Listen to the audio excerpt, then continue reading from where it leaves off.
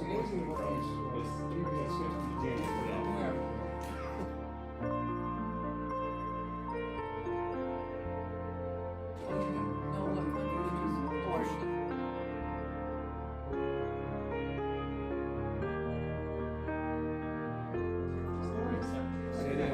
Time to start. Recording in progress. Good evening. This is a meeting of the Zoning and Planning Committee. Starting at 6:30 tonight because we have a substantial agenda. I'm Lyle Baker, Chair, and I want to recognize members of the committee who are in the room in attendance. There's Councilor John Oliver, Vice Chair, Councilor Vicki Danberg from Ward 6, Councilor Susan Albright from Ward 2, Councilor David Kalis and Vice President from Ward 8, Councilor Josh Princeman from Ward 4, and who among the other members of the committee are? No, I don't see it. Online doesn't count, you have to remember. No, they're not gonna be. Well, it's good to know. Tonight. We've also, Tonight. we've also been joined by Councilor Terry Lucas from Ward 2, and City Solicitor, Associate City Solicitor Andrew Lee, and several members of the Planning Department, Planning Board, rather. Amy Dane is here. We have our Economic Development Coordinator, Mr. Sisson, and have I missed anybody? Yes. Oh, yeah, Councilor Wright is here online. Say again? Councilor Larry is here. Great. Nice to see you all. And Councilor Wright is somewhere overseas, I think. So, Councilor Andrew Lee from the law department's here as well. yeah, I mentioned him, I thought. Okay. Yep. But thank you. And we're joined in the room by the planning director as well, Mr. Heath. We're grateful for his attendance.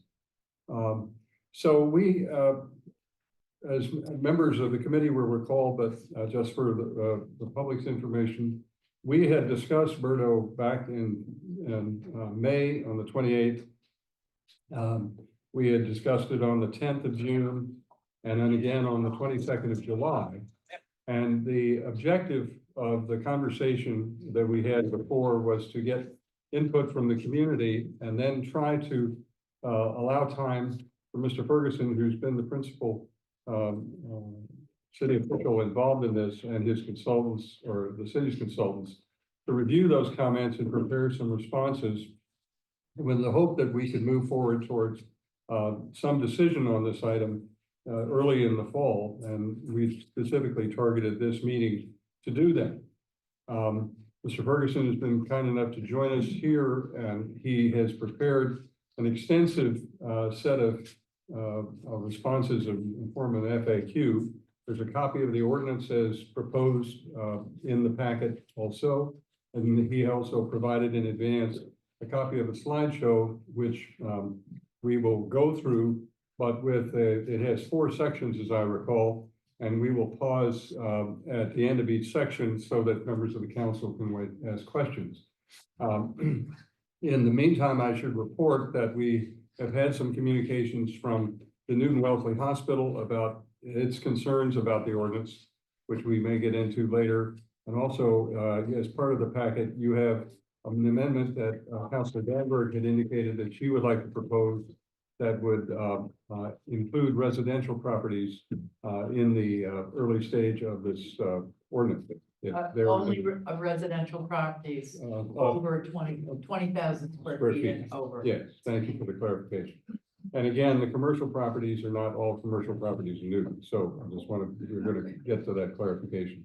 But so I think the framework for the conversation, subject to the committee, is to allow Mr. Ferguson and his consultant to present to us, to ask questions, because I think it's important that we get an opportunity to have that full discussion, then discuss the nature of the amendment that Councilor Danberg had, and also what the communications we just recently received from Newton Wellesley Hospital, which we got in a written form late this afternoon. Is that agreeable to the committee? Okay, so Mr. Ferguson, I'm going to ask you to lead off and introduce your consultant, and also just to speak up as well as you can. Thank you, Chair Baker and committee members. Excuse me, just to note, we've been joined by Councilor Maliki, I believe. And is there any other, and also a former member of this council, I see former Councilor Crosley, who is involved in this early on. We've been joined by Councilor Getz from Ward 5, so I think we're now got full company. Okay, Mr. Ferguson, the floor is yours. Okay, thank you very much, Chair Baker. I wanted first kind of introduce the topic and then introduce our consultant. So I'm going to quickly do both. And then our consultant will do a slide presentation that'll answer a lot of questions that have been raised. For more than 3 years, the city and the Newton Citizens Commission on Energy have been working together to develop Newton's BERDO emissions reduction and disclosure ordinance, known as BERDO. The city has submitted an ordinance that initially addresses only commercial buildings with a plan to add residential buildings in April. Andrew Lee and I also worked with Councilor Danberg to draft an amendment to the BERDO to include large residential buildings. This is the version that is preferred by the Newton Citizens Commission on Energy. The city is interested in getting either version of this ordinance passed so that we can begin the implementation phase of this project, which essentially is drafting regulations that are called for by the ordinance. We prioritize the commercial buildings because they account for 23% of Newton's total emissions, with only 293 buildings. And we felt that this version had a better chance of approval than a version that included apartment buildings, residential condos, and affordable housing.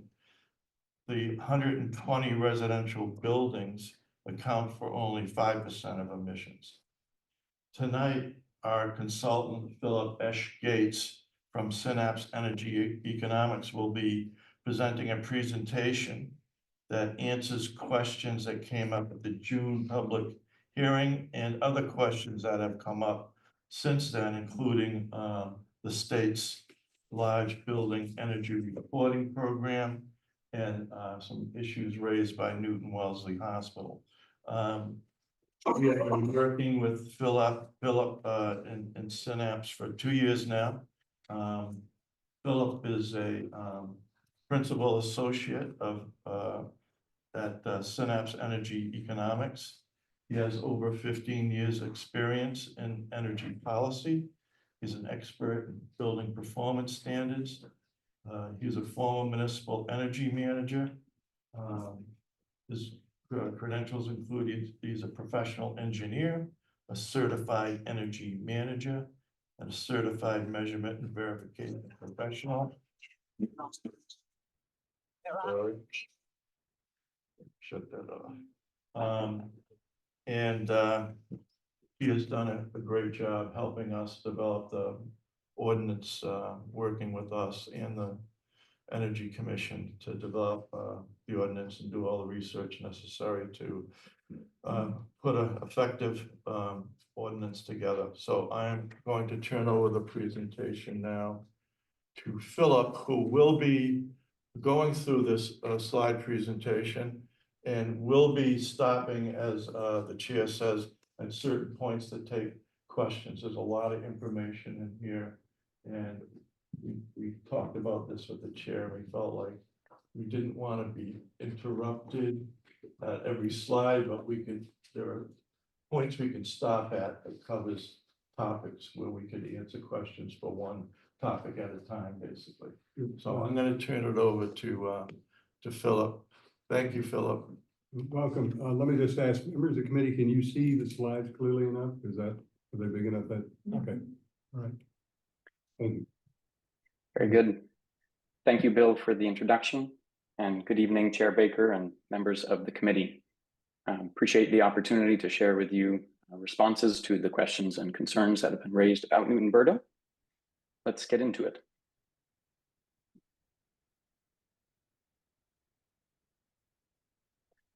As Mr. Ferguson indicated, we are structuring this presentation around the questions grouping them into topic areas that are most pertinent. I'll begin with a little bit of context. The national and state decarbonization planning and building performance standards, and then we will dive into specific questions about the feasibility and cost of complying, including a range of case studies that address how local buildings in Newton are already decarbonizing. Then we will switch over to the topic of technical assistance and support to identify how building owners can go about complying and what resources will be available to them for that.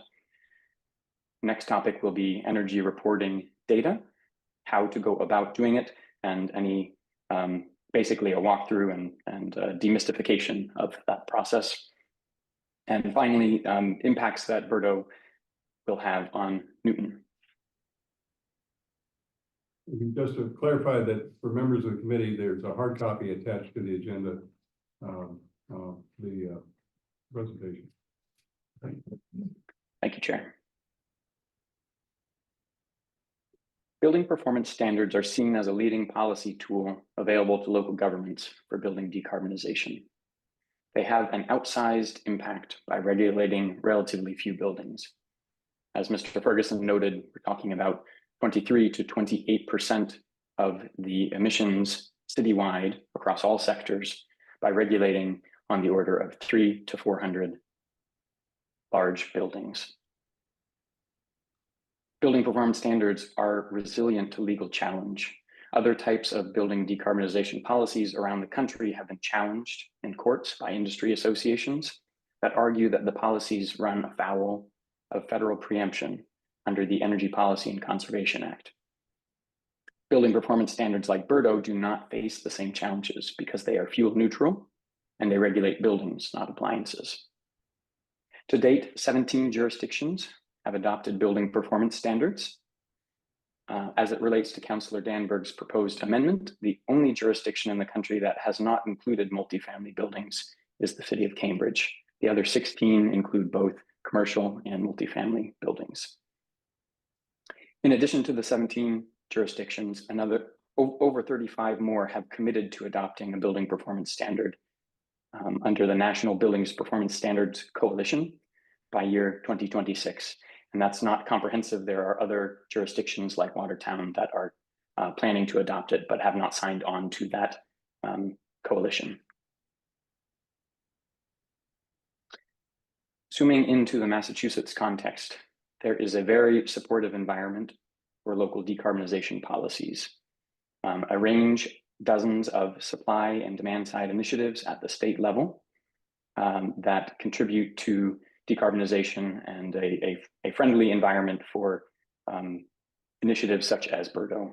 And those include the Renewable Portfolio Standard and the Clean Energy Standard that are decarbonizing the electricity supply to buildings, the proposed Clean Heat Standard, which would decarbonize heating over time, and the Mass Save program, which provides some of the most generous incentives in the country for energy efficiency and electrification. And finally, hundreds of millions of dollars under the Inflation Reduction Act that are coming directly to Massachusetts to support decarbonization, electrification, and energy efficiency. The state has a net zero emissions requirement under the Global Warming Solutions Act, and that requirement must be met by 2050 in alignment with the Clean Energy and Climate Plan. In this broader context, Newton BERDO offers substantial benefits towards decarbonization. First, it hedges against uncertainty in the state's planning processes. It's unclear to what extent the state will use carrots versus sticks to ensure that economy-wide we move towards net zero emissions. By planning early, Newton buildings can take advantage of the carrots and avoid as many of the sticks as possible. Additionally, phased decarbonization avoids early replacement of equipment and lowers costs by doing so. It's cheaper in the long run to replace equipment when it burns out instead of sort of in a rushed planning phase because buildings are behind schedule with respect to the state's requirements. And finally, it reduces exposure to rising gas rates under state policy, and we'll come back to that in more detail in the next section. I want to pause and ask if there are questions on the state and national context. Committee, members of the committee, yes. Just if you could elaborate a little bit about the uncertainty, just in terms of that you're saying carrots and sticks. You at this stage of the game, we're getting carrots, but do you know of anything that's coming that potentially could be sticks, or, to even, mention uncertainty was a concern. So I just didn't know if you had more that you could elaborate that point. Sure. So some of the existing regulations already have what are called alternative compliance payments, like is proposed under Newton-Burdo, under the Renewable Portfolio and Clean Energy Standards. The electricity providers, for example, can, if they do not meet their targets, they are required to make those alternative compliance payments. And there are similar mechanisms in some of the other policies. I think broadly, there's not perfect clarity out to 2050 about the exact plan that the state will use to get to net zero emissions. And that's what I mean when I refer to uncertainty.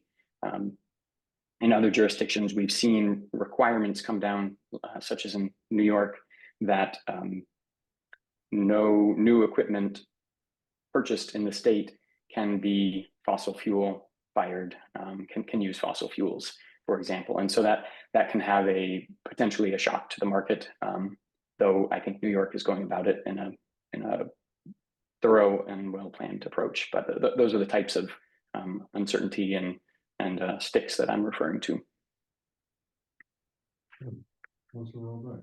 Just a quick question. I was quieting a call when you were talking about multifamily on the map.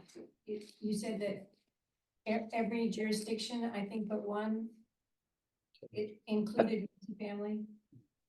That is correct. Of the 17 that have adopted building performance standards, 16 of them include multifamily. City of Cambridge is the only one that did not. And the City of Cambridge staff originally intended for BUDO, as they call it, to include multifamily buildings. It ended up getting stripped out in some council deliberations as two different proposed amendments were merged. And are they all only for large buildings? That is correct. Okay, thank you very much. Councilor Danbury. Is that large, by large buildings, do you mean over a certain number of square feet? Because we're looking at including buildings equal to and over 20,000 square feet. Is there any, you say include multifamily buildings, is there any square footage requirement? Yes, there are. And in many cases, the threshold is 20,000, 25,000, or 50,000 square feet. Some jurisdictions also have thresholds based on the number of multifamily units. City of Boston's is 15 multifamily units on a single parcel. City of Cambridge, in the proposed ordinance, had, I believe, a slightly higher threshold, maybe something in the range of 20. And so it varies jurisdiction to jurisdictions, but it typically reflects larger multifamily buildings. Thank you. So, Mr. Burks. I just want to add something that I think I left out of my introduction. Philip has been working with Cambridge and Boston on their ordinances. So Again, I guess. Philip has been working with with both Cambridge. Cambridge and Boston on their ordinances as well. I don't think he's working with them now, but his work experience includes work with Berto ordinances in both those communities. Thank you. Councilor Wright, your hand is up, and I'm the vice chair. Noticed that. Thank you. I have a question. I'm not sure if this is in a slide coming up. It mentioned that only units with central heating would be affected. So if apartments have individual heating, even though the building's over 20,000, it wouldn't pertain to them. that depends on the amendment, but, That's the way it is written. right. Multifamily residential units of over 20,000 square feet. And residential condo buildings with central heating and water heating systems. Central heating and central water heating systems. Okay, for apartments. Yeah, we'll get to that, and when we discuss the amendment, but thank you. Okay, thank you. So let me just ask a question myself. There, as I hear it, two benefits that are sort of big reasons to adopt this ordinance in the first place. One is that there's obviously an impact on climate, but there is a local impact over time because some emission sources locally will go electrified that would otherwise not be electrified, right? So to the extent that there's local air quality issues that are associated with these facilities, that's a potential local benefit independent of the climate benefit.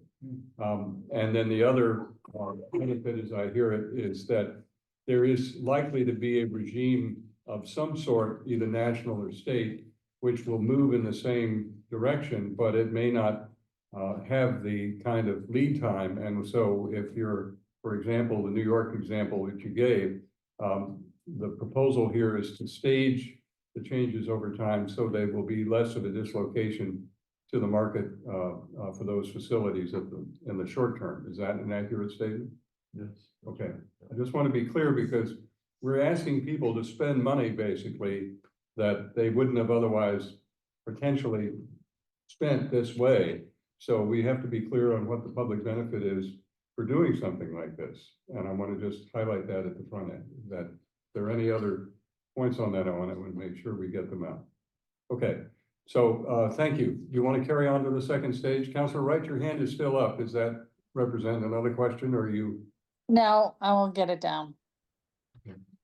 All right. Thank you. Very good, thank you. So the next section that we will discuss is the feasibility and the cost of complying. There have been questions raised about how quickly Newton-Burdo will require building owners to decarbonize, and some comments that the pace in Boston and Cambridge has been particularly challenging. Newton standards are aligned to capital planning cycles. We have built them in a way that intends to allow building owners to wait until the equipment approaches the end of its useful life and replace it in a normal capital planning cycle. To do that, we have built-in reductions that occur comparatively later. They begin in 2027 or later, as compared to 2026 and 2025 in Cambridge and Boston, respectively. The reductions are also less frequent, occurring roughly every 6 years, as compared to roughly every 5 years in those two other jurisdictions. And they are more gradual. As you see in this figure below, the initial step down is 5% reduction, and that carries through 2034 or later, depending on the building size, whereas Boston and Cambridge require achieving 50% or 60% reduction already by year 2030.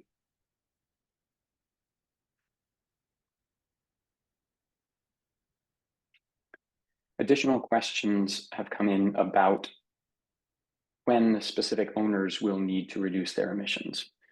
We conducted an analysis assuming that buildings in Newton have the same performance as buildings in Boston, the same distribution or spread of performance.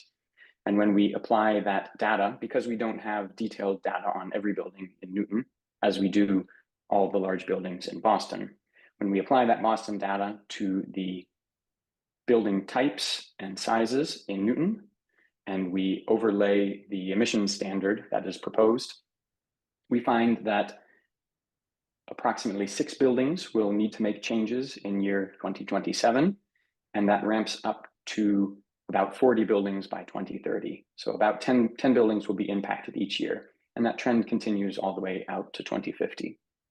And we find that most buildings, 67% of them, we expect to comply until year 2040.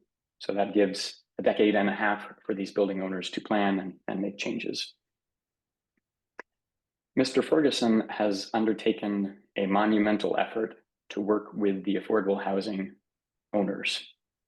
He is helping them plan for and conduct retrofits to upgrade and decarbonize their buildings. And we are happy to report that all 9 public and nonprofit affordable housing buildings that would be regulated by BERDO with the proposed amendment to include residential will comply until 2040. Okay. I have a question at some point, but I want you to finish the section though, and then let's come back to that, if you would. Is that all right? Very good. Is this- Thank you. Okay. The, please the go. next topic relates to the cost of complying, and specifically the energy costs. When buildings switch from fuel oil or natural gas to all electric systems, what will be the relative cost? Today, we see that heating with heat pumps can be slightly more expensive than heating with natural gas, though less expensive than heating with fuel oil. However, the Massachusetts Department of Environmental Protection and Department of Public Utilities have both hired consultants, Synapse in the case of the DEP, and E3, that's Energy and Environmental Economics in the case of the DPU, to develop a forecast of natural gas costs out to 2050 under the state requirements for decarbonization, the Global Warming Solutions Act, and the CECP, the Clean Energy and Climate Plan. Those studies find that this dynamic will flip in year 2030, that heating with heat pumps will be more affordable than heating with gas heating by 2030, and that costs will only rise for natural gas beyond that. Specifically, they will rise to 300 to 700% of current costs by year 2050. And you see that in the figure on the left on the bottom. The dotted yellow line reflects the cost of heating with natural gas under the CECP. As the fixed costs of maintaining the natural gas system get spread over fewer and fewer therms or units of natural gas, the price needs to increase. And we've seen that in jurisdictions that are taking early action around the country to reduce fossil fuel consumption. And so that causes the cost of heating with natural gas to go up substantially as compared to the gray line for heating with an all-electric heat pump. The figure on the bottom right shows the same effect. You see that hockey stick uptick in cost out to 2050. Newton-Burdo would reduce building owners' exposure to these rising gas rates by helping them plan early and get out in front and make retrofits as soon as economically feasible so that they can avert paying these higher rates for gas. So that was regarding operating costs of energy. The next topic is on capital costs. Is decarbonization affordable for the upfront investment? The BERDO team has evaluated a number of completed projects, published literature, contractor quotes, and conducted interviews with industry professionals to estimate the cost of building decarbonization. And what we find, as you see in the figure on the right, is that costs vary substantially based on the building type and the building size. Broadly, they fall within a one-time investment or a phased investment that in total would equal between $5 and $35 per square foot. And that's before any incentives from the state or utilities. If we amortize those costs over the useful life of the equipment at 20 years and 6% interest, we see that those costs range from 40 cents to $3 per square foot annually.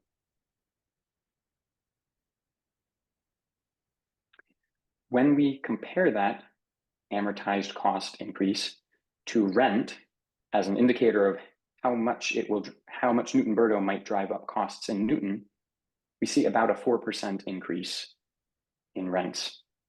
Commercial rent for offices in Newton, according to the National Association of Realtors, is $42 per square foot.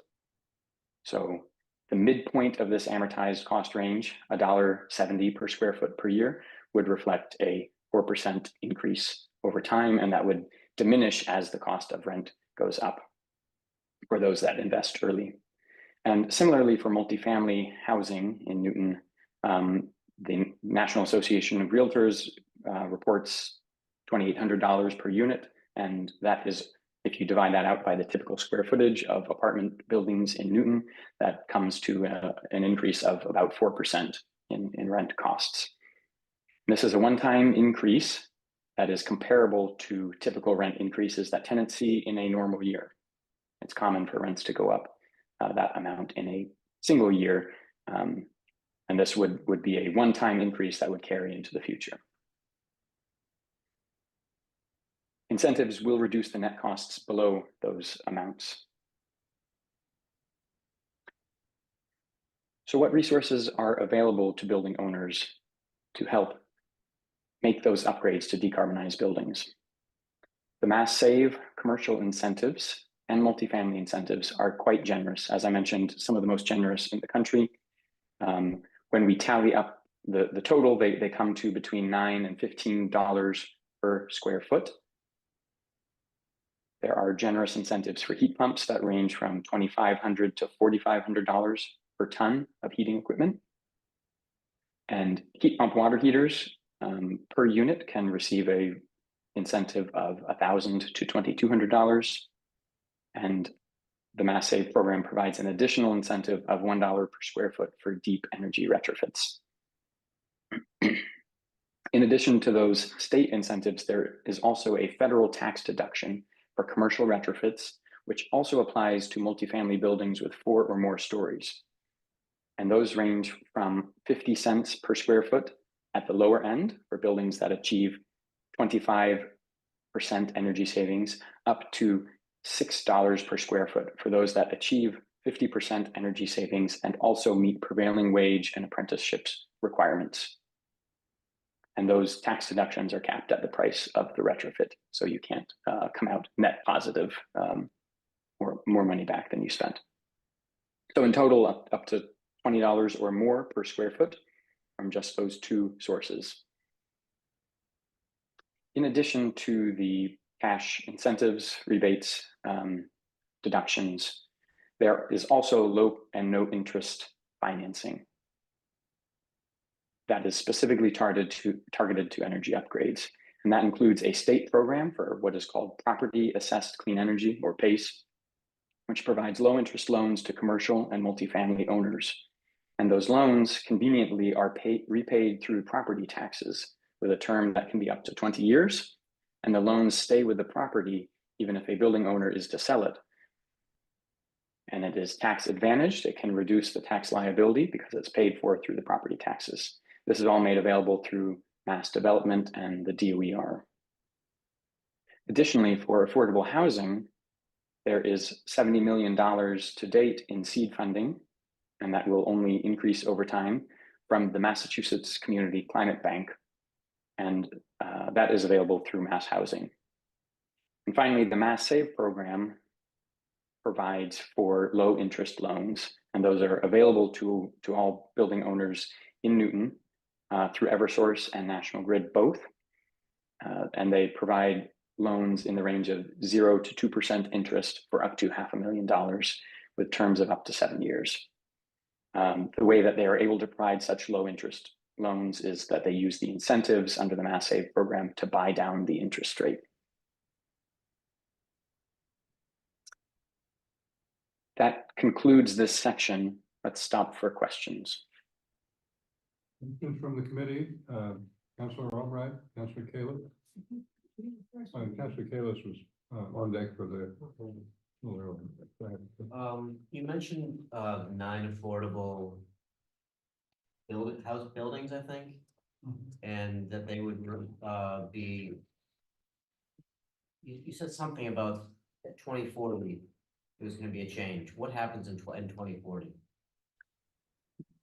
Good question. So the policy gets more stringent over time. I'm going to flip back to this kind of phased decarbonization, the PACE, and you see that here in year 2039 or 2040, depending on the building's size, there is a larger decrease in the allowable emissions. And so when that year comes, which is phase 3 of Newton-Burdo, the efficiency standard will become stringent enough that owners of affordable housing will have had to make some improvements or otherwise pay the alternative compliance payment to be in compliance with Newton-Burdo. So it's that increasing in stringency over time. So the existing affordable housing properties are all somewhere under this threshold through phase 2, this 80%. And some of them will comply even farther out, and some of them will need to make changes by year 2040. Okay, there's no way to know if those will remain affordable or not, of course. These are deed restricted affordable housing, so they all will remain affordable. There are also. Let me just, these are buildings that are operated by NCDF, Newton Housing Authority, and Two Life Communities. These are 9 buildings that come under those agencies. Okay. So, Hang on, let's go around and get them. That's great, thank you. And then my other question, and then I'll see. You mentioned the gas prices going up. Do you estimate also that electric costs are gonna be going up? And is that included in your cost estimates?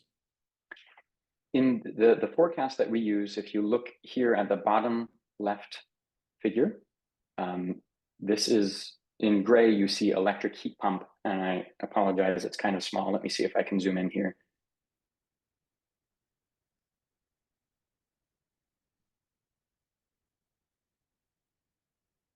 And we forecast based on US Energy Information Administration's study that they call AEO, that's the Annual Energy Outlook.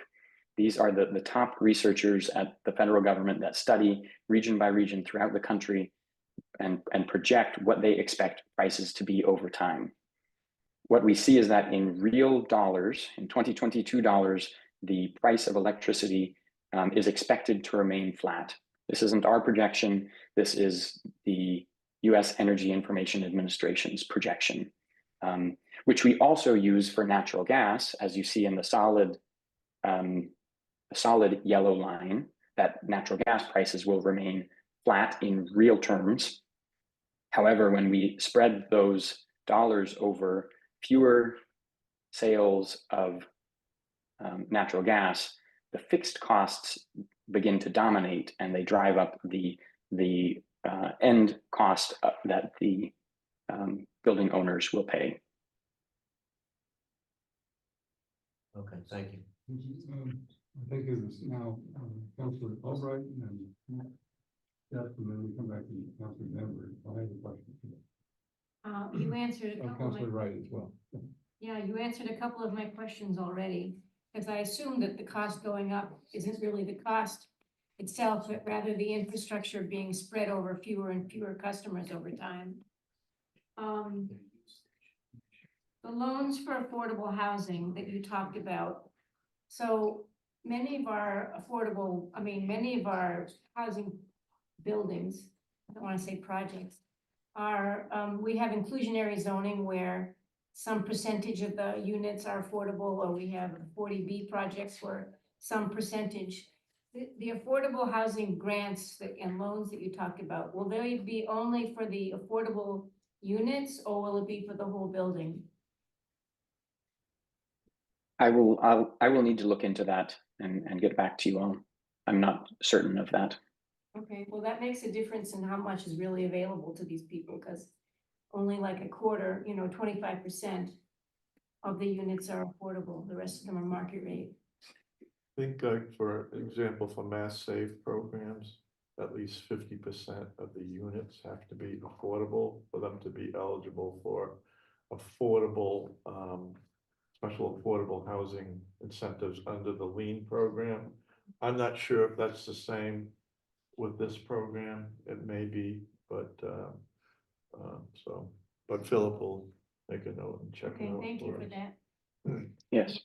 Okay, thank you. Councilor, yes, I think, and then On your slide number 10, where you were discussing the building upgrade costs, is there a reference or the data that we can look at for those, estimates that you had in terms of the upgrade costs? Because I'd like to look at that. And then, you know, you have small buildings and, you wanna, actually give the dimensionals for those, you know, so that I understand what building groups you're talking about when you say small, medium, and large. Sure. Yes, we can provide the citations. I'll make note of that. Yeah, They are listed here at the bottom of the figure.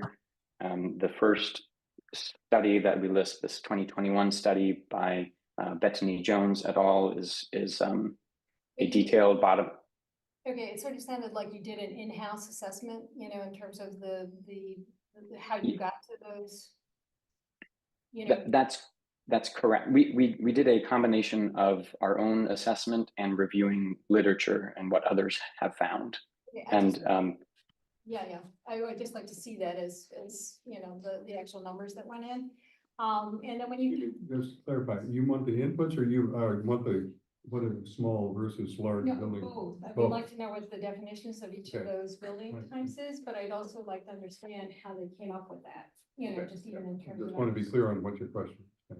Yeah, and then, when you talked about, you know, on page number 12, you know, in terms of the incentives, I can look into this myself, but I was curious about, are they capped? You know, that you could only, you know, actually go for in terms of like for the heat pumps, it's per ton, but is there a ceiling? Is there a cap?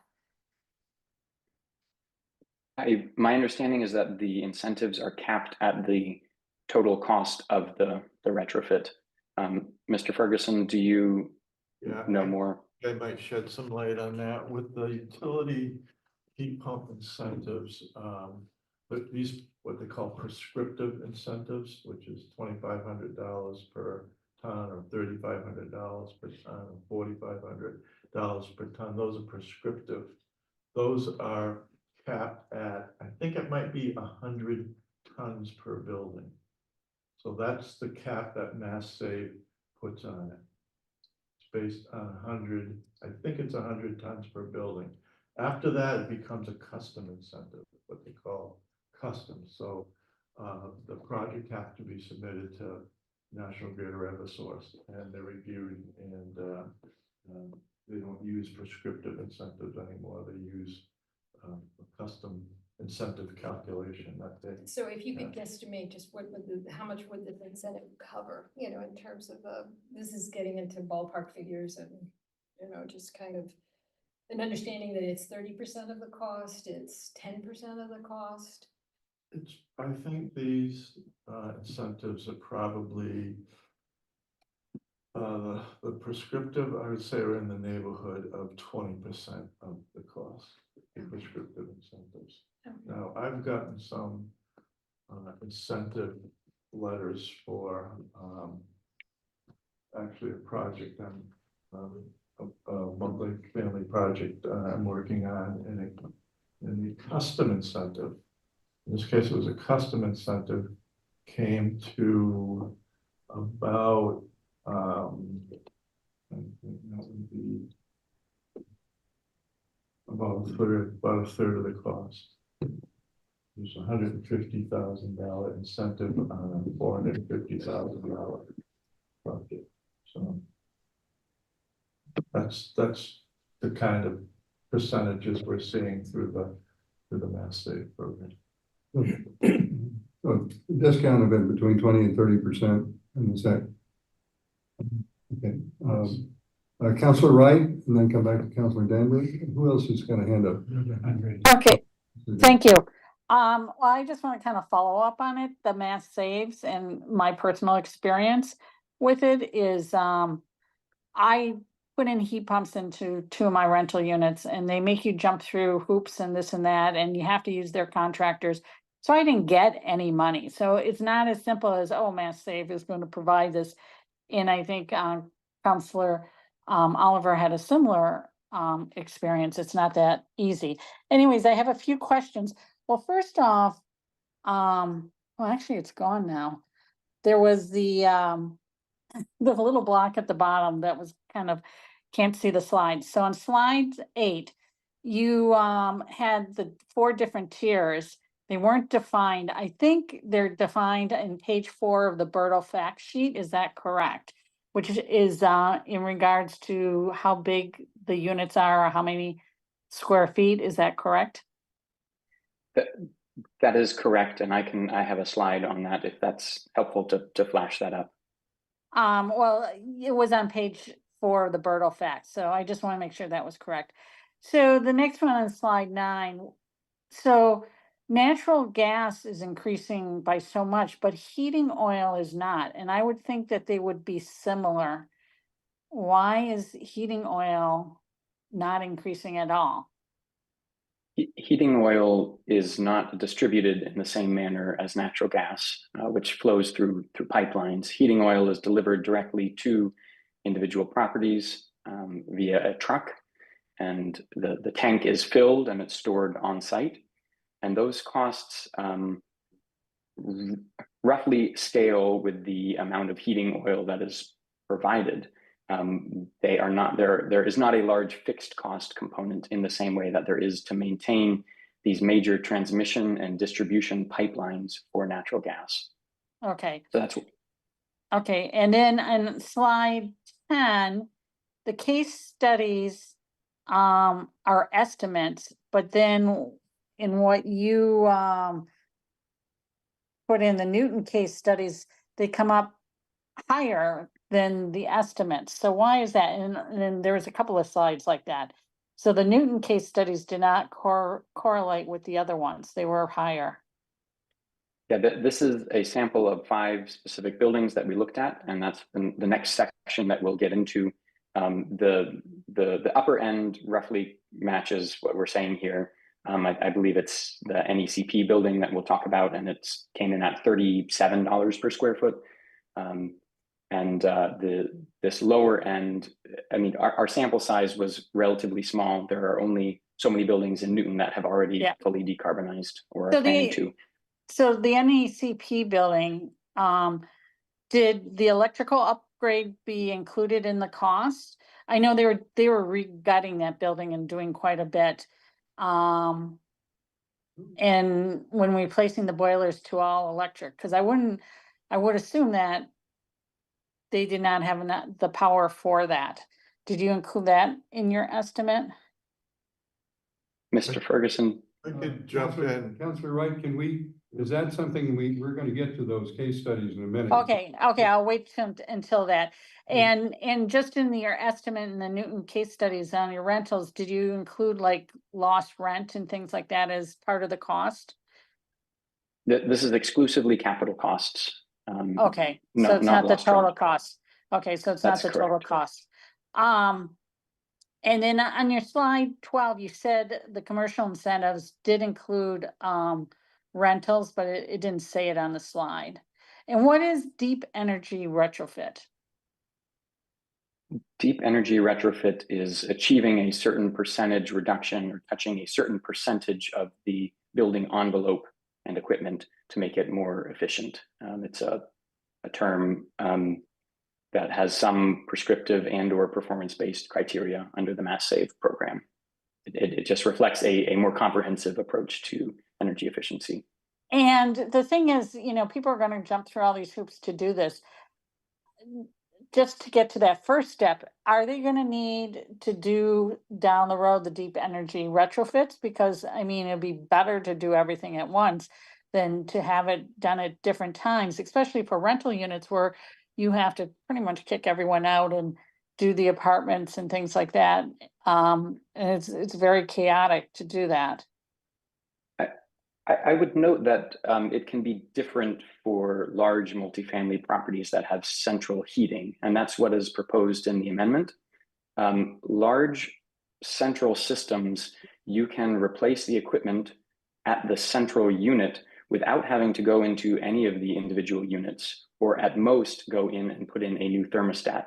So we don't anticipate that Newton-Berto, because it has such a long phased planning horizon, is going to require gut renovations or displacing residents Certainly, it is up to the building owners to make that decision about how they would comply, and they have the option of doing that. But the gradual phase in of the requirements aligned with capital planning cycles would allow those central systems to be replaced at the central location in the building. That's often the basement Okay, or a yep. boiler room. I understand that. So you're, in your estimates then for those, you're not using the forced hot air, but using the costs for, I think you were saying some of the newer technology, did you use those costs instead of forced hot air? Because if you have to retrofit into the forced hot air, you would need to put in the ductwork and things like that.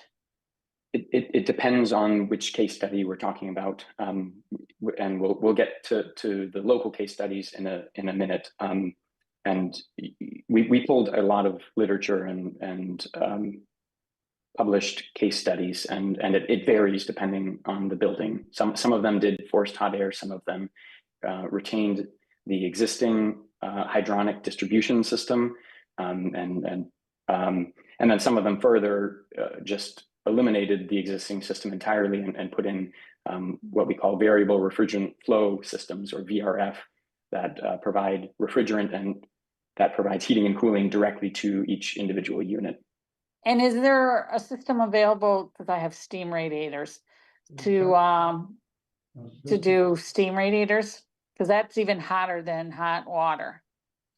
That's correct. There are systems available, and in the FAQ, you'll see that we've detailed 5 or 6 different manufacturers that are providing such systems, and they go up to, in some cases, 194 degrees Fahrenheit, which is boilers often will run at 180 degrees, and we provided links to a range of equipment that can meet those temperatures.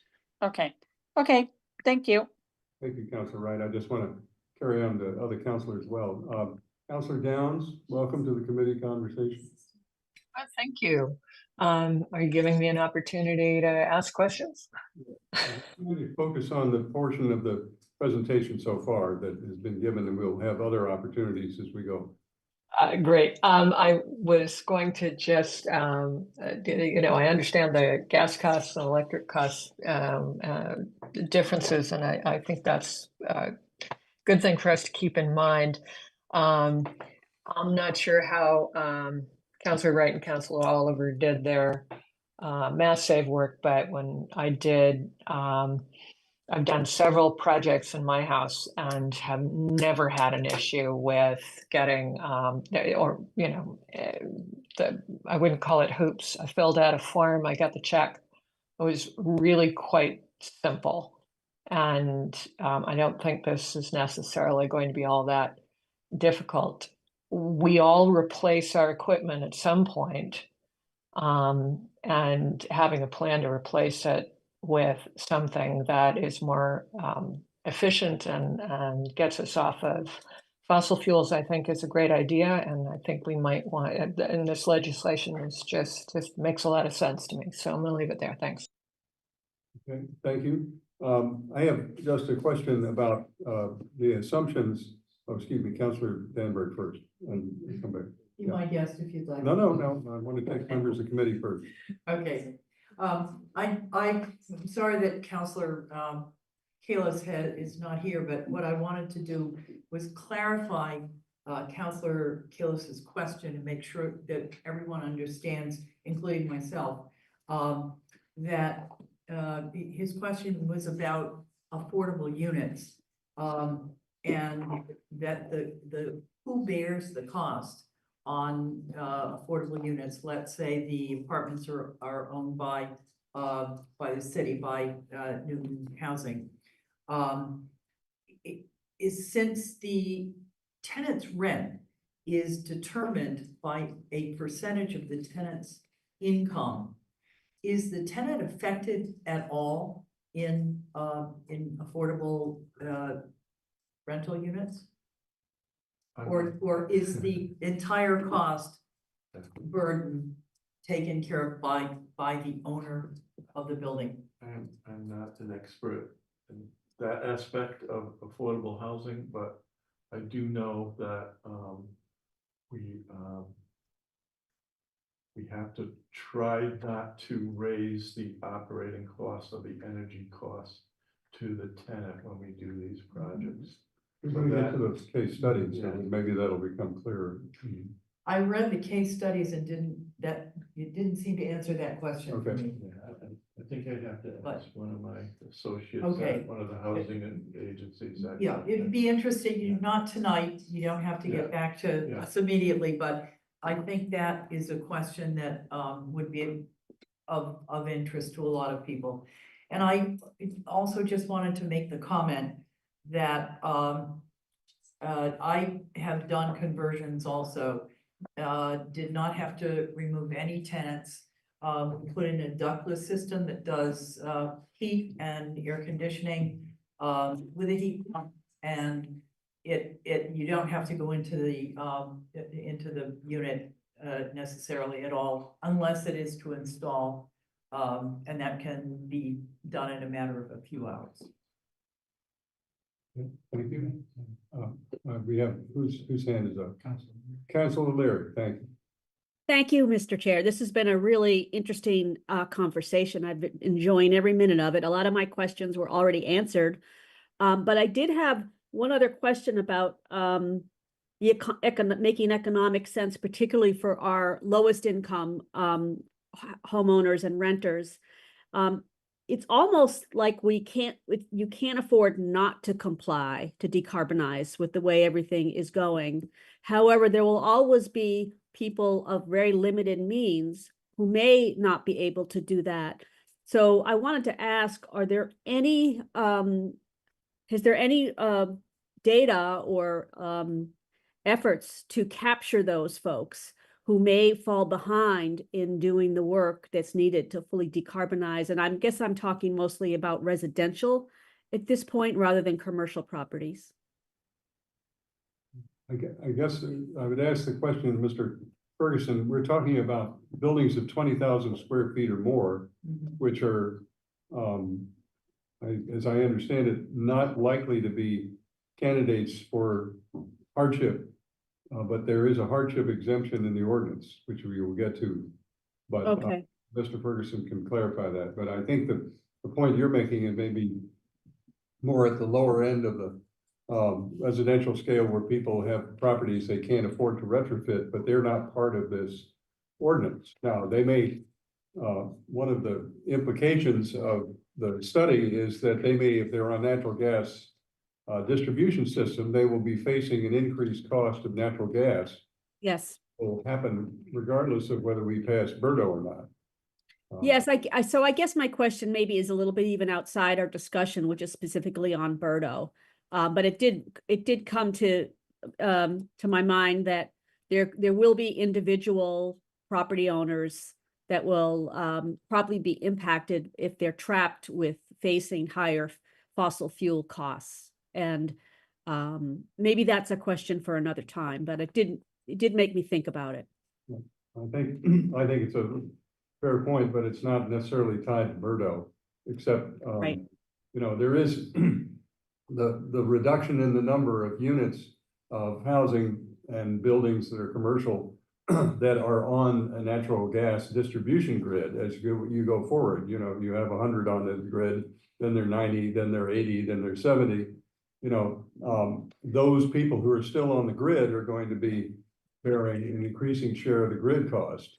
And so there is perhaps an indirect effect of Berto for people who aren't even covered by it, because the Berto is taking offline certain consumers of natural gas that would otherwise take some of the grid capital and distribution expenses and bear those. So, but the challenge I think we're facing, this is just a comment, is that these kinds of incentives are likely to be met by parallel incentives in the marketplace that people are going to be probably converting because of the same concern. They don't want to be the last person on the grid Right. in the bill. And so to the extent that Berto is operating, it's going to be operating sort of parallel, as I understand it, to market incentives anyhow.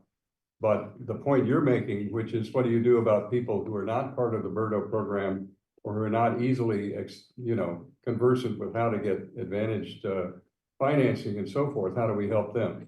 That's a reasonable question, but I think fairly beyond the scope of what we're enacting tonight, or at least discussing tonight. Is that fair? Yes, thank you, Mr. Chair. I think you expressed it very eloquently with your description of the issue. So I think that's something to keep in mind as we continue to discuss electrification and decarbonization going forward, not necessarily with just Birdo. And there are burdens on the electric grid coming online from artificial intelligence and the variety of data centers, which are outside the scope of this discussion, but certainly going to be creating part of the market environment we're going to be operating in. And Yes. we need to understand those as best we can. That's not formally before us, but I think we need to understand them informally. Councilor Kalis had returned and had a question, I believe. Yeah, so Philip, I'm just wondering, how do you respond to those who say that all electrification, to develop the assets for electrification is using a lot of fossil fuels in itself and therefore not as beneficial? I think maybe what you're referring to is what some call embodied carbon, meaning the amount of materials and the carbon intensity of those materials, the aluminum, the steel, the copper, the refrigerants that go into the equipment that is installed. Is that, am I understanding correctly? Yeah, all of that and the transportation and everything else that has to go into the development of these assets that are going to help electrify. Sure. I would note it's a good thing, but I just, I want to have that in my toolbox to be able to answer. But Councilor Kalis, if I hear you correctly, you're saying that the process of becoming fully electrified, right, Yes. means we've got to have generating capacity either through alternative means, Yes. wind, solar, and so forth, or we're going to need a big natural gas or other fossil fuel fired power plants. And are we making a net gain if we move some of those fossil fuels out of the local environment and we just send them, in a sense, upstream to the power plant? Is that your question? Yeah. Okay, that's a fair question. I don't know the answer to that. Maybe. That's why I was asking. I can speak to that. So the state of Massachusetts has enacted legislation that requires the suppliers of electricity to procure clean and renewable sources, and that those ratchet up over time. This is referred to as the Renewable Portfolio Standard and the Clean Energy Standard. And those regulations have been updated as recently as 2022 or 2023, and they go all the way to 100% non-emitting resources. So nuclear, hydro, solar, wind, and a few smaller portions for others, like biomass. So the state as a whole is moving quite rapidly towards only clean power being provided, and is purchasing an outsized share of the renewables that are available in New England, as well as bringing in directly renewables from adjacent grid regions like Hydro-Quebec. So Massachusetts has one of the most aggressive clean electricity policies in the country. There are a handful of other states that also get to 100% relatively quickly. But Right, but Philip, isn't the production of that wind very oil related? so there is embodied carbon in the wind turbines. Life cycle assessments consistently show when you compare the equipment for the renewable resources to the equipment and the fuels for the fossil fuel equipment, that the renewable equipment has a dramatically lower life cycle impact. Solar is the lowest, and then wind is the next. Nuclear comes in after that. Hydro, I'm not sure of the exact numbers. They change year to year, but the National Renewable Energy Laboratory did a meta-analysis recently, and there are literally hundreds of studies that have looked into this. Great, thank you. That's what I was looking for. So, thank you. I think what I'd like to do, if we can, to move to the case studies. Again, we've been at this for an hour. I want to try and We have other items on the agenda, not that it's not important, but I want to try and structure the conversation as much as we can to get at the kind of questions that our colleagues on the committee who are not here will ask us to try and resolve, because they are really depending on this committee to do the homework. So, do you want to carry on with the case studies now? Any other questions on the main economic, sort of macroeconomic context? So now we move to the microeconomic, where we're talking about what happens to a specific building, and Thank you. So we're going to look at 5 case studies from real buildings in Newton. One, which we've heard about before, the 181 Lexington Apartments, that's in the planning phase. 2 facilities that have completely decarbonized. These are city-owned buildings. And then 2 other buildings that are well along the way towards complete decarbonization. They have completed initial phases and have planned additional phases. The project costs that we're going to see range from $14 to $37 per square foot before incentives, and $10 to $32 per square foot after incentives. When we take out of that the incremental, the investment that the building owners would have had to make to replace the fossil fuel equipment, we find that the incremental costs range from being $4 less expensive per square foot to $5 more expensive per square foot in this relatively small sample of buildings. The energy savings range from 53 to 60 to 76% on an MMBTU basis, where we put electricity and natural gas or fuel oil on equal footing.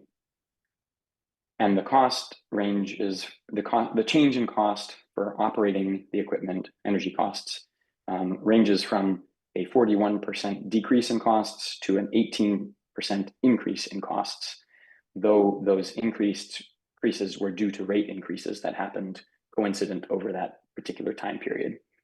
And also those costs for the costs that buildings would have incurred had they not done the retrofit, those gas prices would go up over time. So in the long run, all of these case studies we expect to reduce net costs. So let's get into the first one, 181 Lexington, which has been discussed in a prior committee hearing. This is a 30-unit multifamily building in Newton, Massachusetts. The owner describes it as naturally occurring affordable housing. It is a nearly 25,000 square foot building that has an emissions intensity of 3.1 kilograms of CO2 per square foot per year. And so it is in compliance under the proposed amendment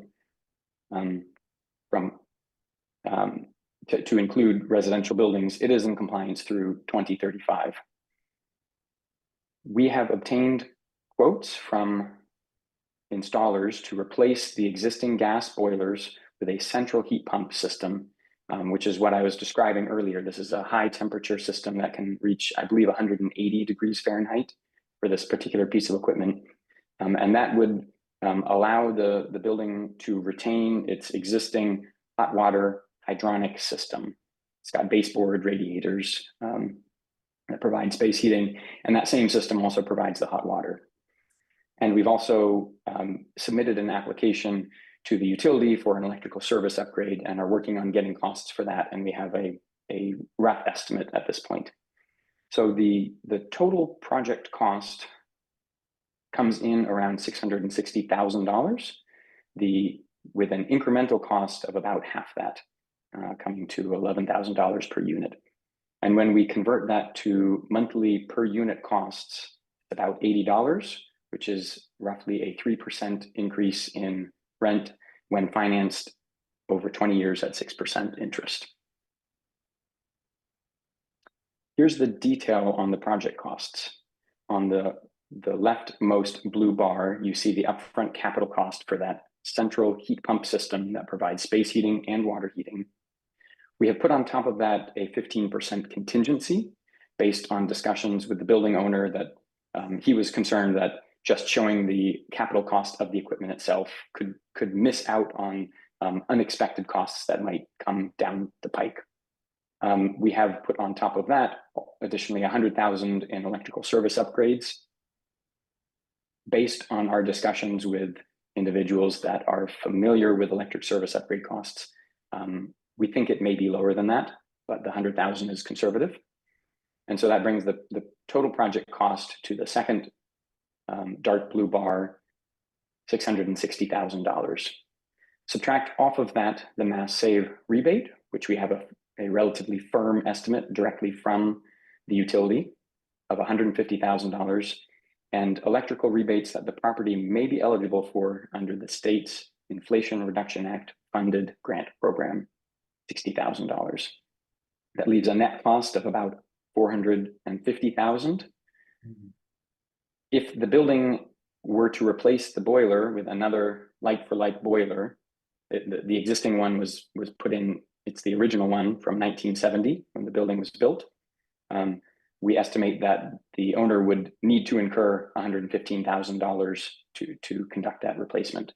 So the incremental cost above that would be about $330,000. The next case study is the NECP, Newton Early Childhood Program building.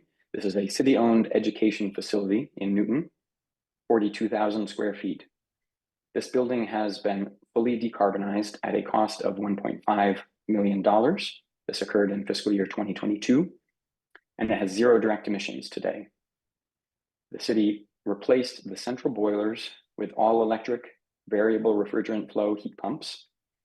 And if you see the table on the bottom right, this actually ended up being the lowest life cycle cost option. The city was having to face replacement of the existing hot water distribution system, which is extremely expensive, and was able to avoid that by going with this VRF heat pump.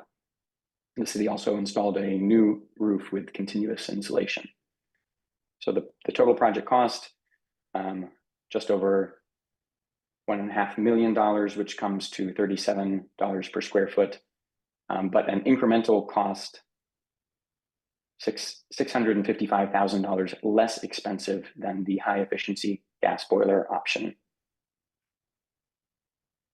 And when we look at the energy use before and after the retrofit, which occurred in fiscal year 2022, we see that energy use has been reduced by almost 2/3. Energy costs rose by 18%, though that is due entirely to energy cost rate increase. In 2019, the rates were 20 cents per kilowatt hour, and they've gone up to 31 cents per kilowatt hour as of 2023. And so energy costs would have been higher in the case that they installed a boiler as compared to this heat pump system. The next case study is also a city-owned facility. It's the Auburndale Library in Newton, 5,500 square feet. So it's a smaller building than the Newton-Berto threshold, but it provides an illustrative example of the economics for breaking a larger building up into smaller, more manageable pieces. And it's also a historical building with beautiful architectural features, single pane windows, high ceilings, that would not be considered to be the most efficient, but it's proof that this can be done for even for historic buildings. The project was completed in fiscal year 2020. The building is fully decarbonized, has 0 direct emissions. The city installed air source heat pumps to accomplish this, and also at the same time insulated the attic and sealed the envelope of the building for air leaks. You see the costs of those different upgrades shown in the table in the bottom right. The total cost was $76,000 or $14 per square foot. And under the current program, the retrofits would have been eligible for $22,000 in rebates.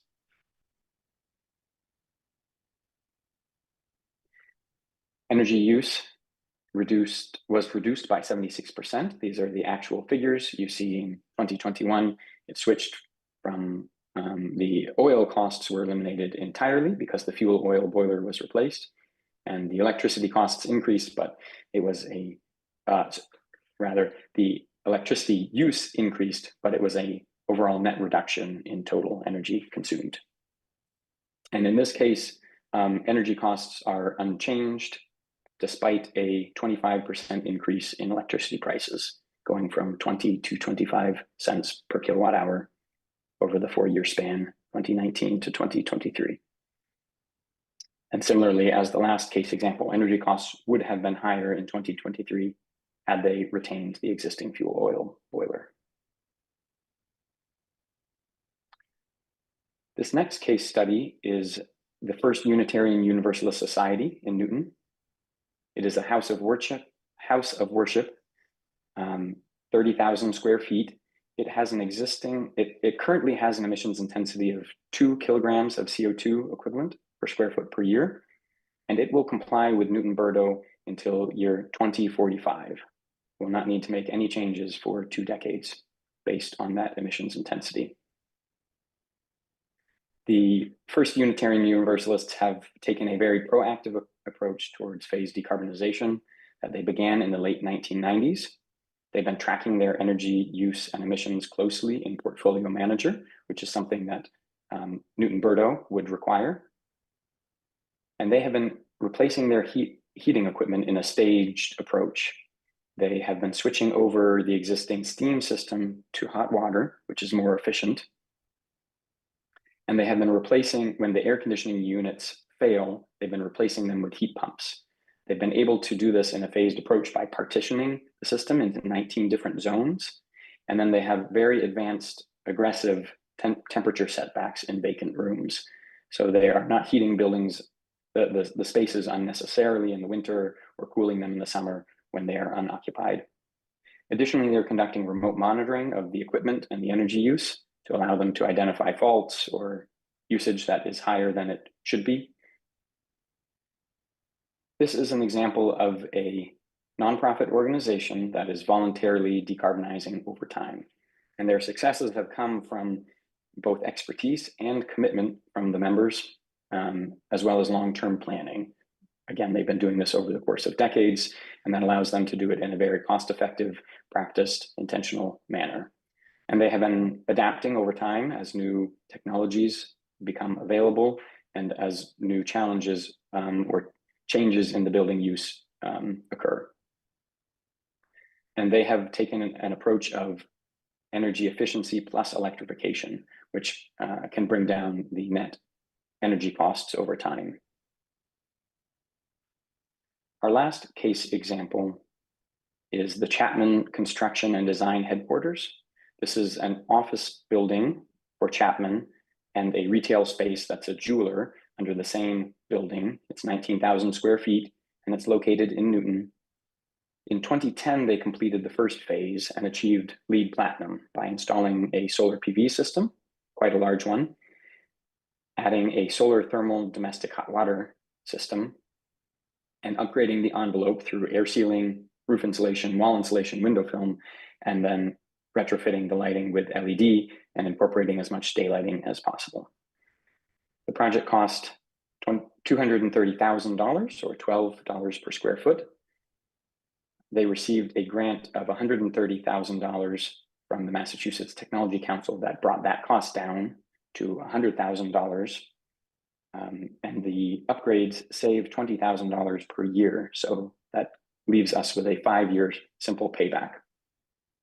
They have already planned their second phase in which they will fully decarbonize the building in year 2027. And that includes further improvements to the building envelope, a VRF heat pump, energy recovery ventilation, and expanding the solar PV array. Let's pause for a minute for questions on the case studies. Councilor Danberg, and then Councilor Wright, you had a question that I wanted to make sure you got a chance to ask. Councilor Danberg. Yes, thank you very much. The question that I have, I've partially answered, and it is what determines where you fall on the scale back in under, it's on page 15, local case studies, that the prices range from $14 to $37. And I think that that must be the depth of that you the how deeply you have gone into your your project. The last one that you mentioned was Chapman, and I think you said that this is phase one and phase two, if they're going to do, soon. It's also interesting that in at least one of them, you gave a simple payback period of 5 years. It would be good to know on some of these deeper projects, what the payback period would be on these projects. I think that gives a very good idea of how valuable these projects are to the owners and what the payback period would be. In the future, Yes. perhaps you could get back to us with paybacks on these other case studies. Yes, we can do that. And the counterfactual being, what would the costs have been today if these buildings had not undergone the retrofits? Yes, we can do that. And I'll to your first question about the range of costs correlating with the depth of the upgrades, that is true. And also the costs vary considerably due to idiosyncratic situations in individual buildings. In the case of NECP, for example, the city was going to have to replace the existing hot water distribution system, and that is a relatively large capital intensive expense. So that's why it falls at the upper end of the spectrum. The Auburndale Library, for example, didn't have such a capital intensive upgrade, and so the costs were relatively lower. I'll note that across different building types, those costs will vary substantially. If you think about a warehouse building that's maybe unheated or minimally heated, that doesn't have occupancy year round, maybe it's a self-storage building or a warehouse, the costs could be very minimal as you compare it to a very large laboratory or a university campus that has a lot more going on in it and maybe has a central heating plant that would require a more capital intensive upgrade. Those costs can vary substantially by building size and building type. So there's not a one answer that explains the range of costs, but I think you are correct in saying that the depth into which you go in terms of decarbonization and energy efficiency has a big impact on overall costs. And I noticed that the Auburndale Library was only $14 per square foot, and yet its energy reduction was 76%, which is incredible. Okay. Yes. I see that Councilor Lucas has joined us. Councilor Wright, if you don't mind, I'm going to take Councilor Lucas because he's a new voice in the conversation, and then Sure. and then Councilor Albright. I have a question too, but first, Councilor Lucas, welcome. Thank you. Didn't expect to go before Councilor Wright, so thank you again. Can we go back to the slide for Lexington Street, please? The cost, I'm sorry, when you had the graph with the costs. There we go. Yes. So I was following everything you had on here with one exception, and that was the replace boiler credit of $115,000. I didn't quite understand why is there a credit for the cost to bring it down to 330 from 447? The lens that we're using when we consider the cost of replacing the boiler is what is called an incremental cost. Were the building owner not to decarbonize the building fully and install this central heat pump system, what costs would he incur when the boiler fails and needs to be replaced? So because this building is in compliance until year 2035, he has another 11 years before he has to make any changes. This boiler system was installed in 1970, and based on our site assessment, appears to be approaching the end of its useful life. And so we expect that the building owner at some point will need to make that investment of $115,000. If he instead installs this central heat pump system, he can forego that cost of replacing the boiler with another boiler. Okay, all right, that makes sense, so, thank you, that's all I had. Counselor Wright. I'd like just to follow up on that one right now on the Lexington Street. Because when you said, the IRA electrical rebate, that's not a guarantee. So your final cost actually should be 332 to about 400,000. Because there's no guarantee that you felt comfortable about the Mass Save 150, but for that 61,000, that there's no guarantee on that one, so, it should be a range. That's correct. And you see that the three items that we note at the bottom and that have asterisks by them, those are all estimated. That's the cost of replacing the boiler, the Inflation Reduction Act rebate, and also the electrical service upgrade, which I mentioned could be lower. And you are correct that there's no guarantee that the building will receive the IRA electrical rebate. There's also no guarantee that the building will need to incur the 15% contingency. Mass Save rebates are provided on a first come, first served basis. It's very well funded, so I expect that the building would achieve that rebate. But when we move from a planning study to actual implementation, there is typically, having done 4,000 building upgrade retrofits myself, I can say that the actual costs always differ from the expected costs by a margin. That's why you put that, buffer in there. Every time I've done work, in my estimates, it's usually a lot higher, especially for older buildings, which these are. On the NECP. Right, hang on just a second, Mr. Ferguson wanted to add a point and then we'll come back to you. Okay, Thank you, Chair Baker. I just wanted to say that the $150,000 rebate is a rebate that has been calculated by National Grid for this project. That's not an estimate, that's an actual number that would apply to this project. Okay. oh yeah, and I wasn't disputing that one, I just But- wanna make sure. That's a big one.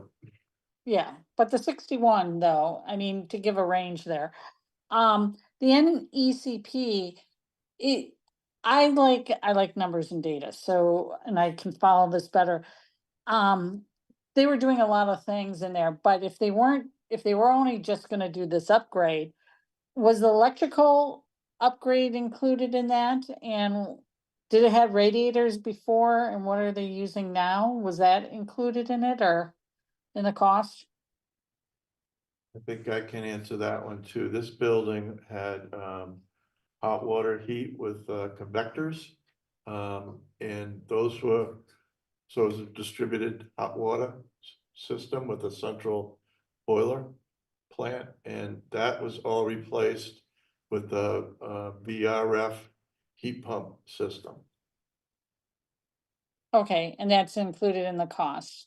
That's all in the cost, yes. Okay, and then the electrical update, that's included in the cost too? The electrical work related to the HVAC is in there, yes. Okay, good. That's it for those slides for right now. Thank you. Thank you. Oh, wait, I just wanted to say one thing.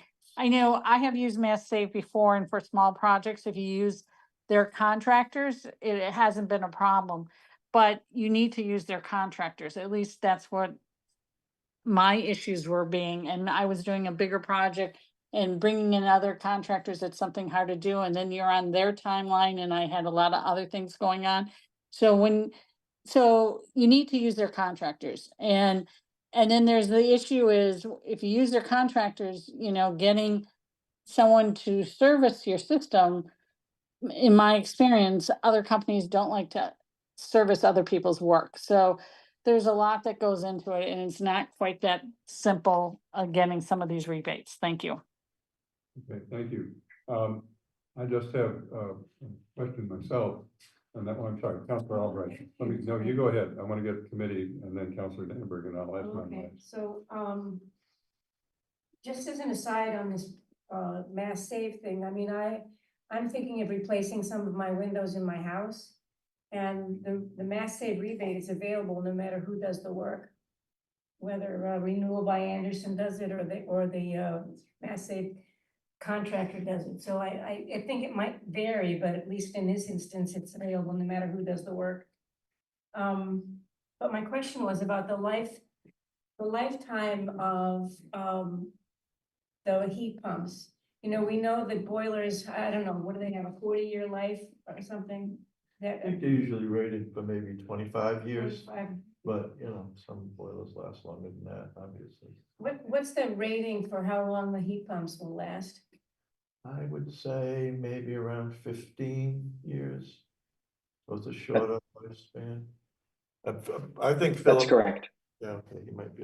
Yeah, 15 years, you can typically get a 10-year warranty as a baseline, and some manufacturers provide a 12-year warranty on the parts and an upgrade for labor that covers 12 years. But we expect typically in the range of 15 years. How do the replacement costs of heat pumps versus, you know, the gas infrastructure and oil infrastructure, how does that compare over time? Is it about the same? Is it less to replace the heat pumps than to replace the gas infrastructure? When you ask about gas infrastructure, you're referring to the utility side, transmission and distribution. Yeah. Yeah, Sorry. the rates are a good reflection of the cost to replace and maintain that existing infrastructure. So those costs are all recovered in the rates that get passed through to the utility customers. And today, again, this is comparing heating with an electric heat pump to heating with natural gas. Those costs for maintaining the system are all included in that natural gas rate, and we expect that to go up over time as I think those there- fixed costs get. Different question that was asked, which was not the share of the system infrastructure, but how does a heat pump that lasts 15 years and then has to be replaced compare with a boiler that lasts 30 years? Is that's your question? Yeah, that's the question. And I think the question there is, even if you have an initial advantage because of the rebates and so forth, you're gonna have to replace the heat pump in 10 or 15 years, whereas the boiler might last, if you were just leaving the fuel costs aside, would last 20 or 30 years. That is correct, that the heat pump systems would need to be replaced earlier, typically. So do you have do you know what the comparable, if you have to replace your boiler in 30 years or whatever it is, and your heat pumps twice in that period of time, how do those costs compare? Yeah, we can provide some information on that. I think it's going to vary on a case-by-case basis.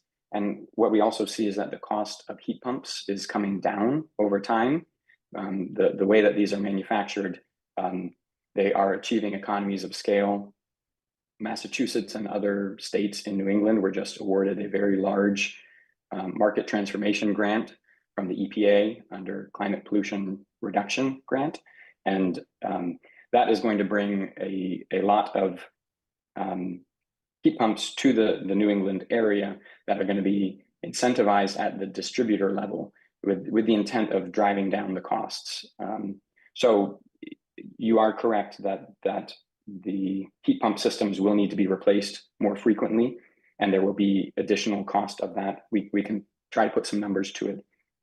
I also expect that costs will come down. I do think you have to look at life cycle costs. That's right, life You cycle can't just costs look too. at equipment costs. Yeah. You gotta look at life Operational cycle, costs. which includes. Well, I think the operating basic question is, once you make the initial investment, the conversion, are there built-in life cycle costs that you haven't accounted for compared to maintaining the old system? That's all I think that's being asked. That's right. And I think that question can be addressed off in a supplemental communication. Members of the committee, I have a question myself, if it's all right. Oh, Councilor Danbury. Go ahead. Yes. On 181 Lexington, do you know how many units are in that building? And how many amps was the upgrade to? I missed the second part of your question.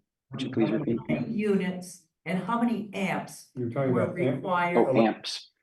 Yes, Yeah, here's how many amps are required for that number of units. I know, I just found out that for a 4-unit building, the upgrade is to 600 amps, and I wondered what the upgrade is for X number of amps at 181 Lexington. this is Number of units, rather. this is a 30-unit building. The existing, give me a second, unless Mr. Ferguson knows it off the top of his head, I can put my finger on the number. Servicing. Also 600 amps. 600 amp, yeah. Okay. Can I ask my question? Mhm. Again, let me ask a very basic one. I have an old house. I have a very, now my heating system, you know, my house was moved in 1907. It was built in 1680. The plumbing is only 100 years old. But the heating system is probably 10 years old. The question is, it's a forced hot water system. And so suppose I'm a commercial owner and participating in this program. If you have an existing, as I hear it, you can get a heat pump that will replace a boiler and produce hot water nonetheless, right? Even though it's electrically powered. Does it reverse as well and produce cold water in the summer? Does that become a cooling system too, or is it just only a heating system? Yeah, it's primarily for heating, and the heating distribution, the pipes that run to the radiators or the baseboard heaters, that they're not intended for. I thought that would be really cool, but never. All right, never mind.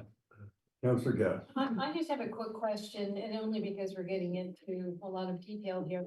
But of all the buildings that you presented, one of them was a public building, the Auburndale Library.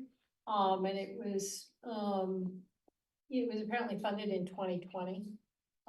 So how was that paid for? Was it a line item? Do you remember voting it out? Did it go through? It was just out of the public buildings maintenance budget. So it was a decision that was made internally That within was a public buildings? decision by Josh. Okay. When the Okay. steam boiler failed in that building. Okay. It came through us. Yeah, we, What? It came through us, our committee. Yeah. Through finance or through? Yeah, Yeah, and we did it. in finance. Okay. Is Okay. that energy stabilization? I don't remember. It's a big picture kind of question because we have a lot of public buildings that are coming and I'm curious. Usually about- comes through public facilities and then finance. Okay, so just even in terms of this is a one building of the many that are coming. And so, just in terms of cost, Normally, we would do a project that size right out of our operating budget, so we might have been short of funds or something that year and had to ask for maybe energy stabilization funds Yeah, or something like that. That's what we usually Come to do. think of it, I Yeah. think that's. and I Susan. misspoke actually. Well, I think, rather than get into detail here, what I hear the thrust of your question is, how's the city going to pay for its share of this upgrade, That's right? my following Yeah, question. okay. It's coming, but we actually have another building here, the Newton Urban Child, which was 1.5 million.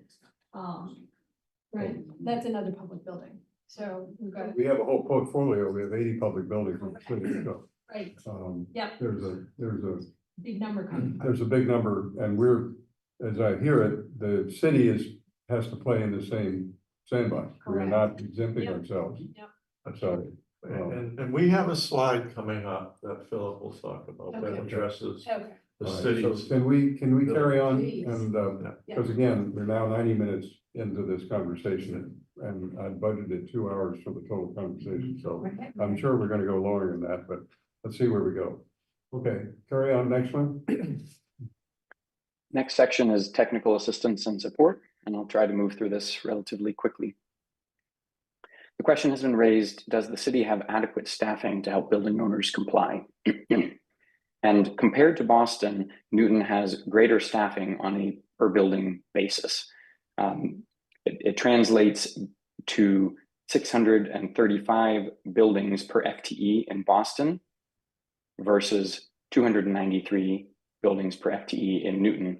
That increases to 412 if residential buildings are included.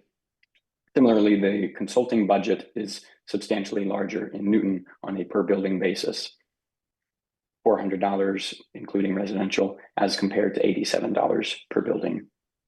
And also the Newton reporting is much simpler. So the burden on staff is going to be smaller on a per building basis.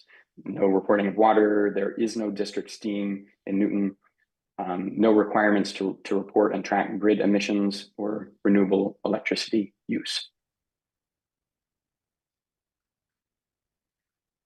What assistance will the city offer to building owners to help them comply? The city has already begun and will continue to offer public trainings and one-on-one assistance on a range of topics, including but not limited to the use of Energy Star Portfolio Manager, explaining how to obtain the energy use data, for example, for tenant-occupied buildings, developing a BERDO compliance plan, and how to access the flexibility measure options, ranging from building portfolios to individual compliance schedules and hardship compliance plans. The city will also continue to host public seminars, bringing in manufacturers and vendors on technological solutions to building decarbonization, and bringing in the utilities to provide information on available assistance and how to access it, technical assistance, rebates, incentives, financing, aggregated energy use data, etc. And the Newton BERDO website has already become a resource clearinghouse. We've added the detailed FAQ to it, and this is something that the city intends to continue over time, adding more and more resources. What about the state? The state is funding the Mass CEC to develop a building performance exchange for large building decarbonization. This includes $4 million in state funds, and CEC is pursuing an additional $2 million in federal funds. And this will provide information and technical assistance to help building owners and their contractors comply with BERDO-like policies throughout Massachusetts. It'll provide centralized information on the range of state policies, initiatives, and programs that currently exist and that are coming down the pipe. And it will act as a clearinghouse for financing, incentives, and registry of qualified building professionals. Additionally, they will be preparing new materials to help building owners decarbonize: tools, guidebooks, case studies, and a range of trainings, events, and seminars. This building performance exchange will be rolled out early for those communities that have BERDO-like policies, and it's expected in 2025 or 2026. Mass CEC also has what they're calling BETA, the Building Electrification and Transformation Accelerator, which is a portfolio of resources to help commercial and multifamily owners electrify.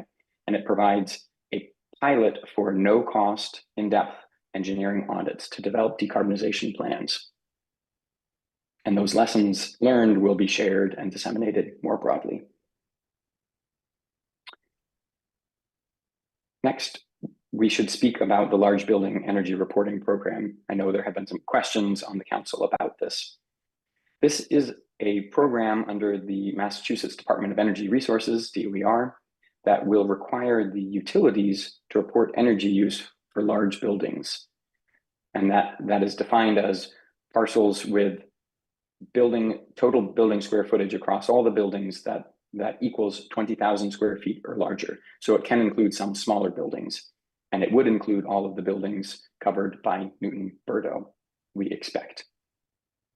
It also requires the building owners to report any delivered fuels, such as fuel oil or propane. DOER has hired a consultant who is assembling the energy use data from the utilities and compiling the building information from public records. And the first LBER, Large Building Energy Reporting reports, will be issued in October 2025, though there is some uncertainty in that because utilities have the option to request extensions in getting their data in. There are a few key differences between LBER and BERDO. First and foremost, LBER does not require buildings to reduce their emissions. It's strictly a reporting requirement. Newton BERDO does both. It requires reporting and requires reductions over time. LBER also includes electricity emissions, in the calculations of building emissions that get reported publicly. And it requires utilities to report the natural gas and electricity, not the building owners, whereas BERDO would require the building owners to do it themselves. So the BERDO team has been monitoring Elber closely. Mr. Ferguson and I have met with DOER, Mr. Ferguson a couple times, and are working to determine if the Elber reports will be useful for BERDO and how we can access them. Notably, the current BERDO ordinance language in both versions before you today allow the city to incorporate Elber via regulations. The language says that the owner shall accurately report to the BERDO administrator via portfolio manager or as required by the regulations. So we see this as an opportunity to study what comes out from DOER and determine if those reports are useful to building owners and to the city to help facilitate the BERDO reporting. And it's sort of a no regrets opportunity. If it is not a good fit, there's no requirement that the city would adopt it. However, the city is submitting some comments to DOER on the draft regulations in an effort to help align it with BERDO. And maybe I'll one last note that Mr. Lee, from the city attorney's office, has reviewed Elber, and my understanding is that he does not believe that Elber will preempt Newton-Burdo. So that legal review has happened already. Next, what assistance will the utilities provide to building owners? First, there is the Mass Save 3-year plan for 2025 to 2027, which is funded at $5 billion, $3.5 billion of which is directly for incentives, of which $437 million is for multifamily and commercial customers, specifically of Eversource and National Grid, that would be available to building owners in Newton and other building owners in those utilities service territories.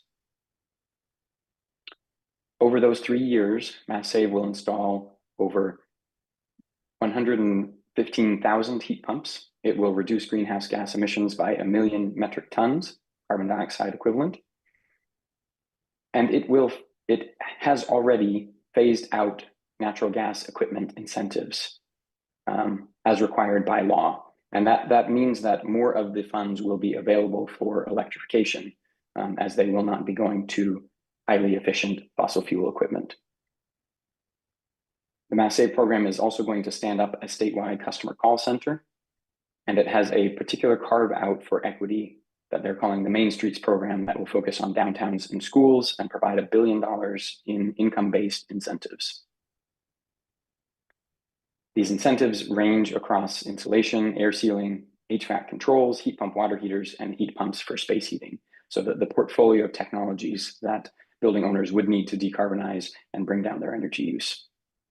Additionally, Mass Save will continue to provide low or no cost financing and is planning to provide free scoping and technical assistance studies that will help owners decarbonize. And that includes, but is not limited to, comprehensive building assessments, prioritization of building owners' portfolios, decarbonization road mapping, commissioning of existing buildings, and more.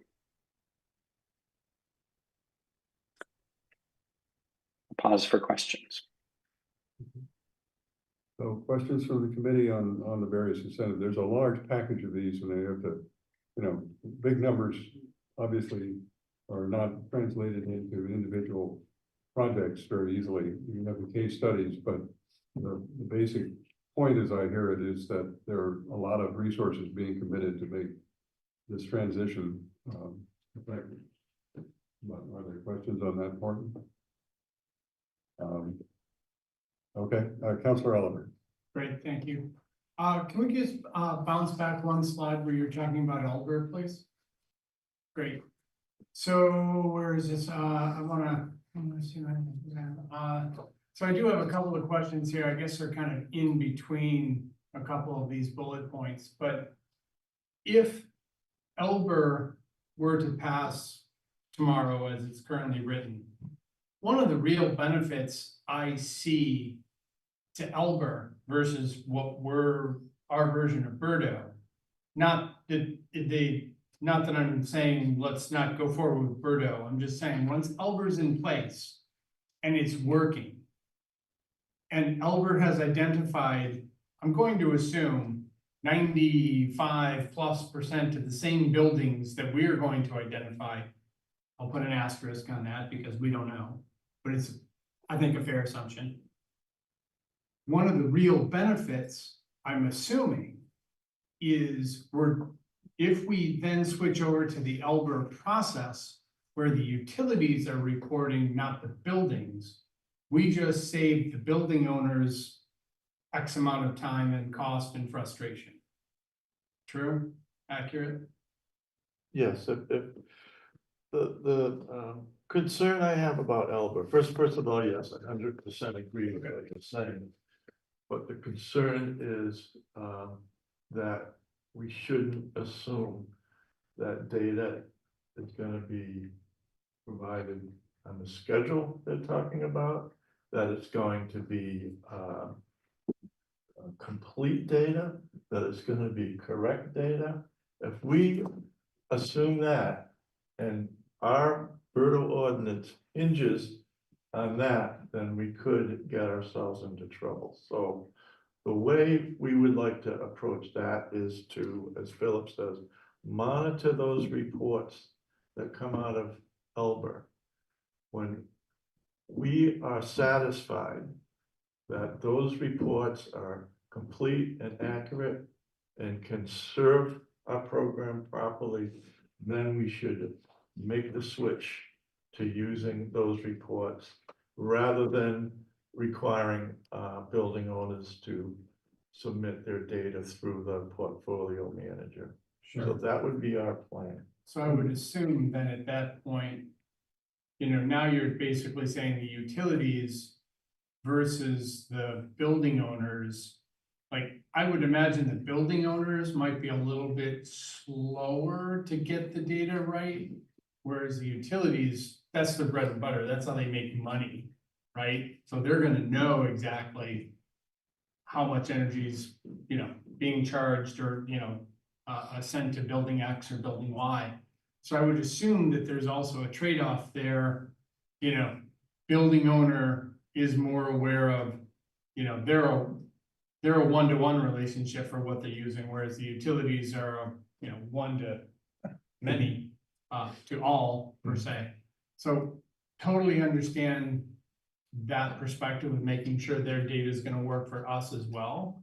But I would also kind of assume that accuracy of that information and availability of it is gonna follow along the same kind of, it's going to get increasingly simpler for people to report because they're more familiar with it as time goes on, whether it's building owners or the utilities.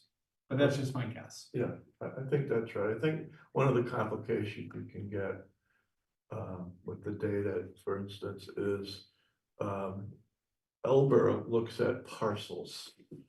We're looking at individual buildings. There could be mistakes made assigning the right account to the right building on a parcel, for example. That's the kind of mistake I would be concerned about. And if that happens enough, we're gonna have complications with our Birdo ordinance and maybe lose a little credibility because the data isn't correct. So we want to avoid that. We've always put a high priority on making sure that we roll out this ordinance smoothly and accurately. And I'm afraid Elber could initially stand in the way of that. Sure. Which is the argument for picking up, if we pick up Elber, that would happen over time once the confidence level increases, Yeah. which makes sense. Yeah. I'm also like, when I first was introduced to Elber, thanks to all the folks who filled my inbox with messages. I appreciate that because I was blissfully unaware of the details and the differences and the similarities. So thank you. You all know who y'all are. So thank you for that. But I'm also really glad to hear, albeit I heard when I asked the question, not proactively from the city, that you guys were doing this work, but I am glad to hear that it's been going on. Yeah, and I've met with DOER twice on this. Talking about Newtonsboro and trying to discuss with them how the Elbert data could align with our needs better. So those discussions have happened, and they'll continue in the form of comments that I'm gonna submit to the public hearing. And just within the state of Mass, we're gonna be what, or would be the fourth community to have our own Birdo, right? Because you got Lexington, Cambridge, and Boston that are ahead of us. I believe we might be the third with an emission standard, right? Helena's shaking her head. Well, Watertown's also in the process of considering. Yeah, that's way out ahead. We're We're ahead of them, so they, We'll be. All right, well, wait a minute, I'm just gonna suggest that unless this moves us forward too deeply, I wanna. You want me to stop now? Is that the- No, Which is fine. This is fine, I just wanna make sure that we get to the rest of the slides. I'm just telling you that what I wanna do is get through these slides, and then I'm gonna ask for a short recess for everybody. So we can then discuss the item and then figure out where we go, because we've got a number of things and we've got to do a little agenda management here, and I want to make sure that our other items are fairly dealt with, so. Are we gonna go through the ordinance? No, we're gonna get to the ordinance, I mean, but I want to get through the slides just so that people can, finish up that part. So let's go to the That was last, my virtual phone, so I'll stop there. okay, fair enough. All right, last major group.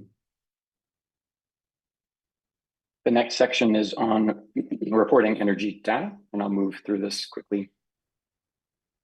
How challenging is it to use Portfolio Manager?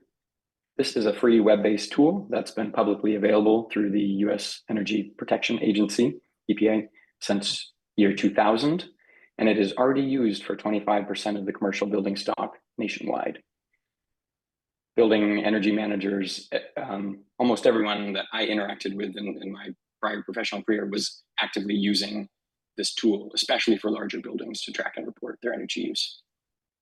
There are extensive training materials and how-to guides that have already been developed and are publicly available.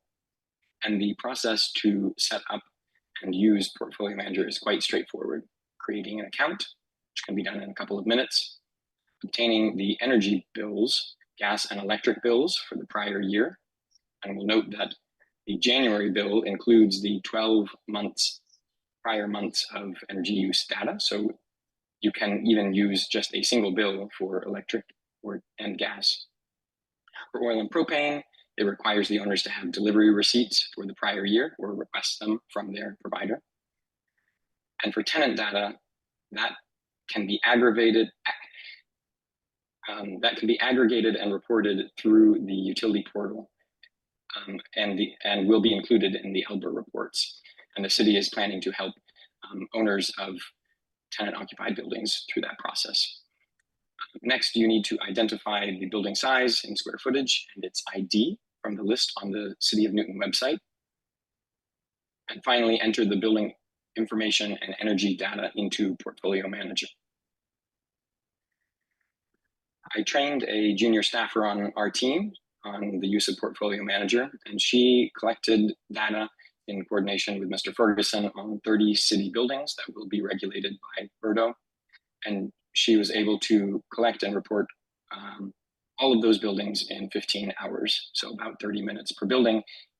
And that includes the training time for attending these webinars and trainings, etc.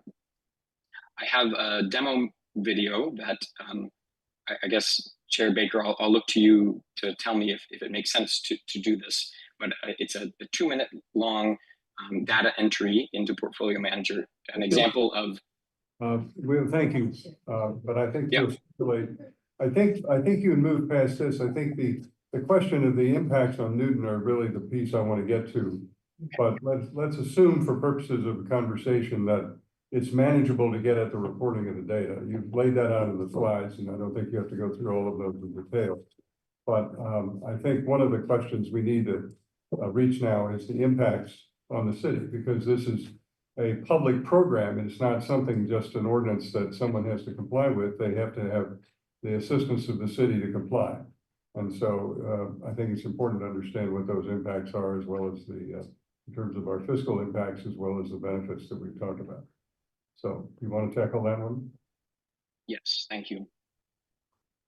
So Berto will cost in total the city and therefore the taxpayers up to $290,000 per year. That includes the annual consulting budget of $165,000 and 1 full-time personnel to administer Berto. We talked previously about the ratio of buildings to FTE compared to Boston, and consulting dollars to buildings, and feel comfortable that this is adequate staffing and funding. Additionally, the municipal facilities, as you see in this figure here, as a portfolio will comply with Berto until year 2040. So there will not be any incremental cost to the city to comply with Berto until year 2040. You see that in the red line, those are the covered emissions, and the dotted blue line is how the emissions limit decreases over time. There have also been questions about how Berto will affect the property values and the tax base. Specifically, stakeholders that are concerned that it might hurt the economic competitiveness of Newton in the broader state context. Will building owners and occupants move to other jurisdictions? To get at this question, we have pulled 7 peer-reviewed studies that show that high-performing buildings garner higher market premiums as compared to the average building. And you see that in the figure on the right, that the average sale price increases between 2 and 25% for commercial buildings that are high-performing, meaning Energy Star labeled, which would be at the 75th percentile for performance. Additionally, the average rental price rises between 2 and 14%. The average occupancy rates under these 7 studies rose between 3 and 11%. So that concludes this section. Okay. Any questions on this section? I think that there's the question of the administration cost we need to highlight for a second, just to clarify. 160, you said it was 240. What was the number again? The city's expense of administration?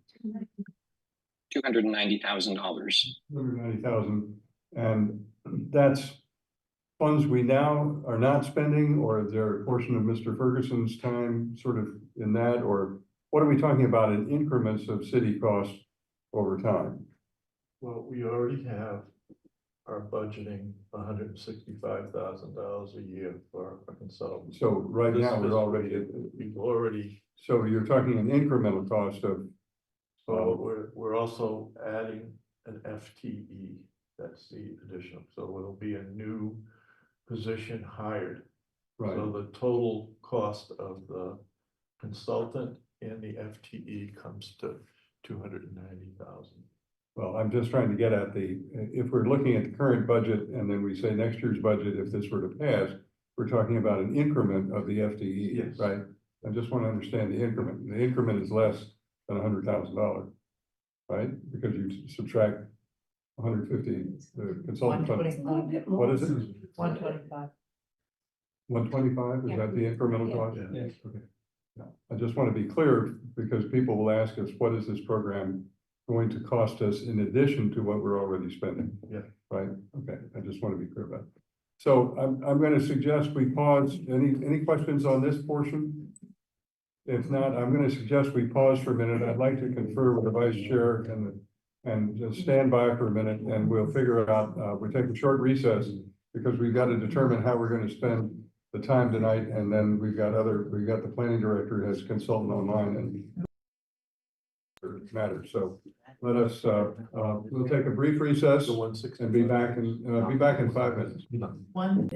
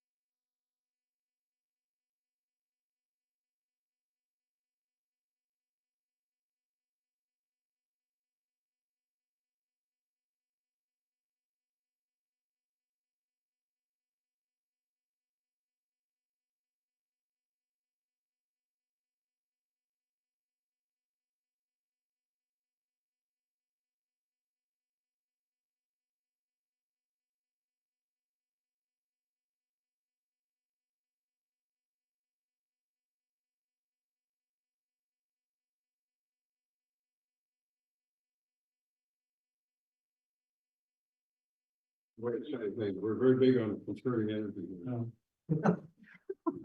I see what you did there. Where, You know, stumbled in one occasion. All right. All right, I'm gonna get all the members of the committee that we're missing a couple of members.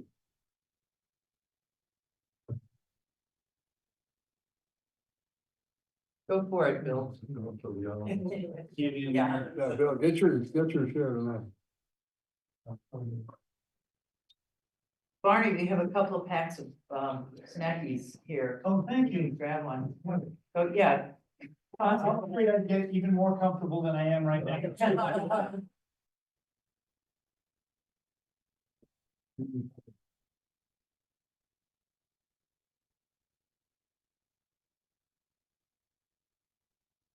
The good news is, we're still having more fun than finance.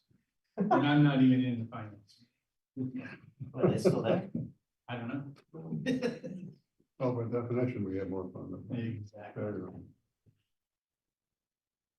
Okay, and we count for yes, He's coming. okay, and then we'll start with that.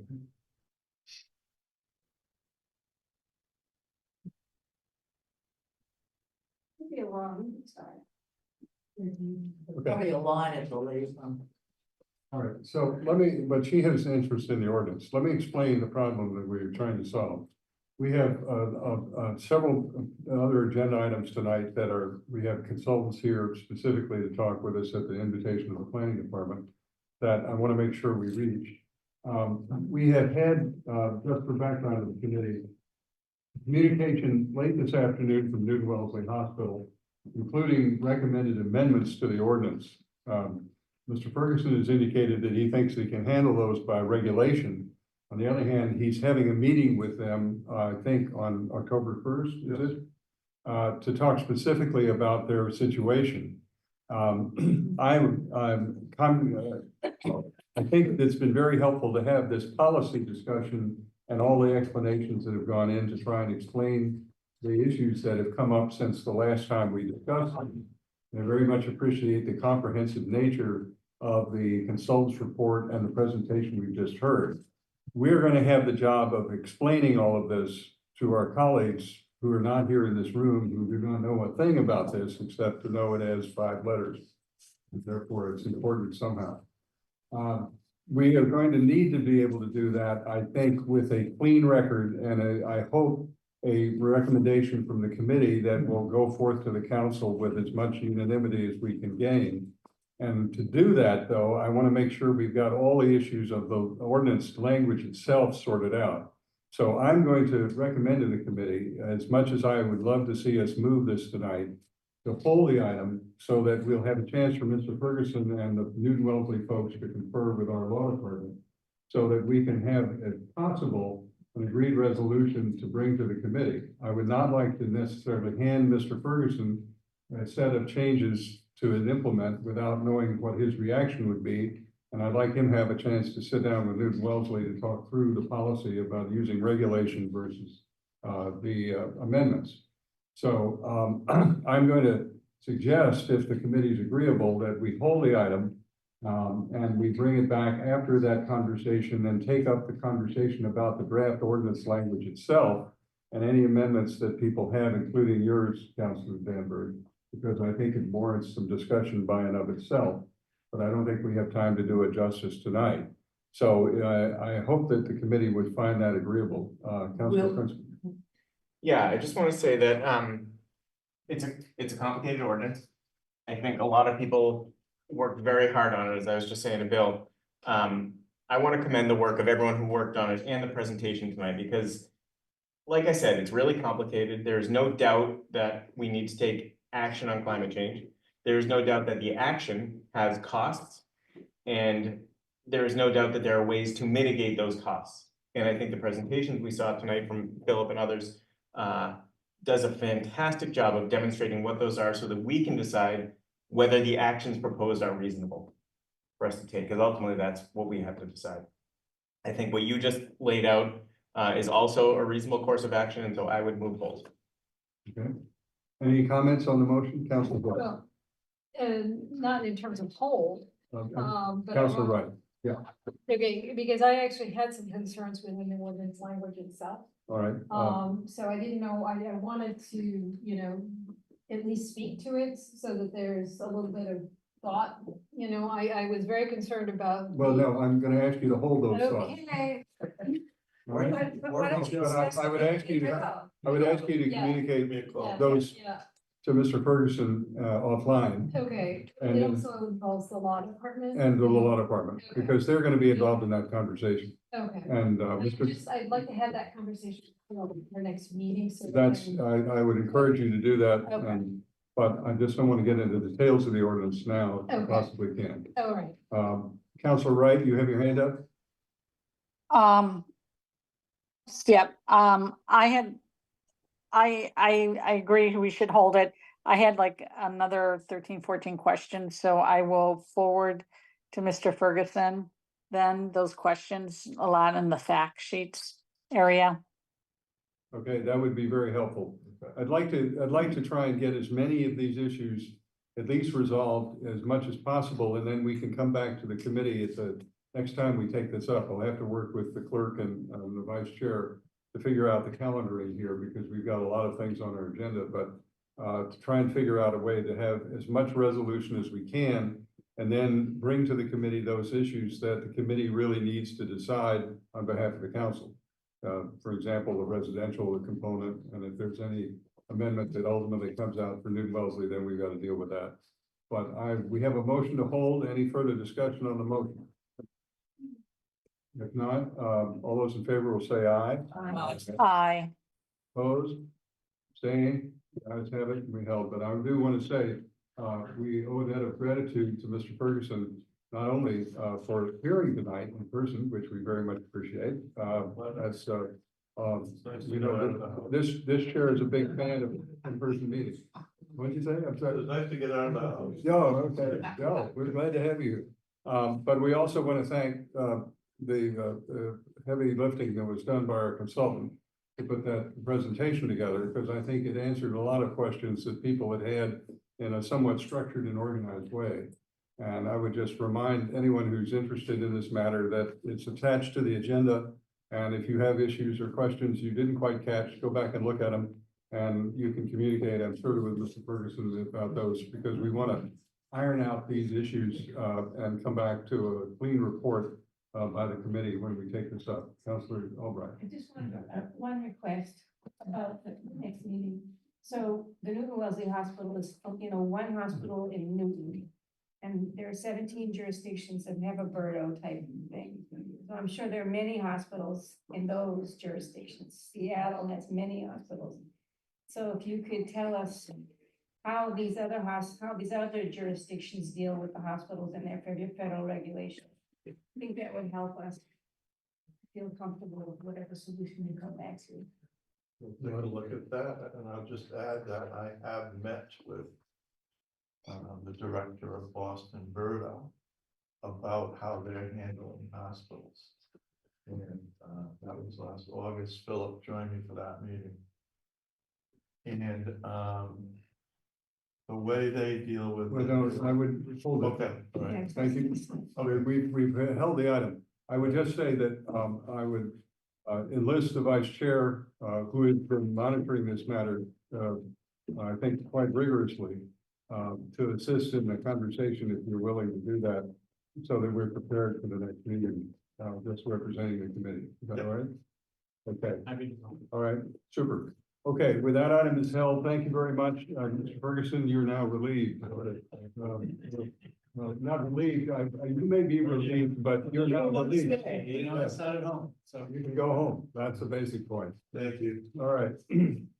Okay, the next item is 4524, a discussion and possible amendments to the new inclusionary zoning ordinance to include training. And we have the planning director here with some very able consultants who are also demonstrating their patience. And we are grateful for your time and effort to appear. Mr. Heath, you want to come to the table so you can talk with us? As they used to say on Saturday Night Live, now for something completely different. Yeah. I get with Monty Python, but never mind. Yeah. it is time for our update to our IZ ordinance, which coincides with a couple of docket items that counselors have brought forward, so it's an opportune time to take a look at our IZ ordinance. We are fortunate to have with us RKG Associates who were involved with our last iteration of our IZ ordinance in 2019, so they're well acquainted with Newton. They're well acquainted with IZ issues in general, as you'll hear this evening. I think tonight we had hoped for kind of an introductory conversation, just to give a little bit of direction to Kyle and team. They've been meeting with stakeholders today and tomorrow. They're also meeting with the Newton Housing Partnership tomorrow evening, so. So I think it would be helpful to members of the committee who are new and some who are online who are watching this conversation remotely, to just remind people what our inclusionary zoning ordinance currently provides and what you're talking about in terms of going forward as part of this conversation, if you want to do that. Yeah, I'm gonna let Kyle kind of get into the details without getting into the actual ordinance language. No, I I think understand, yeah. it'll become apparent as he goes through it. Okay, I just want to make sure that people who are new to this, some of us have been involved in this for a while and are used to it, but this is news to some other folks. So just be aware of that, that's all. Sure. Well, thank you, Barney, and thank you all for having us. We're very excited about getting this process going with you all. If you wouldn't mind, I don't know how you want me to do this, just. Oh, over here. Oh. Jay, I'm sorry, I saw you had it open and I'm like. Brina looks so confident. You got me. At least now I know I'm Barney maybe sitting this way. Because I'm in the hot seat. Very good. So I want to thank you all for allowing us to be here and be part of this. As Barney said, we've been working with the city of Newton for a while now. We did a housing study back in 2017, 2018. We did the IZ update analysis in 2019. We've worked on a couple of other projects here or there with the city over the years, and now we're back helping with the update to this. So we're very excited about being back, working with you all. Next slide, please. My name is Kyle Talenti. I am the president of RKG Associates. I have with me Jason Mazurowski, who is working on the project with me. He's one of the analysts with our company. Even though we had an office here in Boston, I'm actually out of our Alexandria, Virginia office.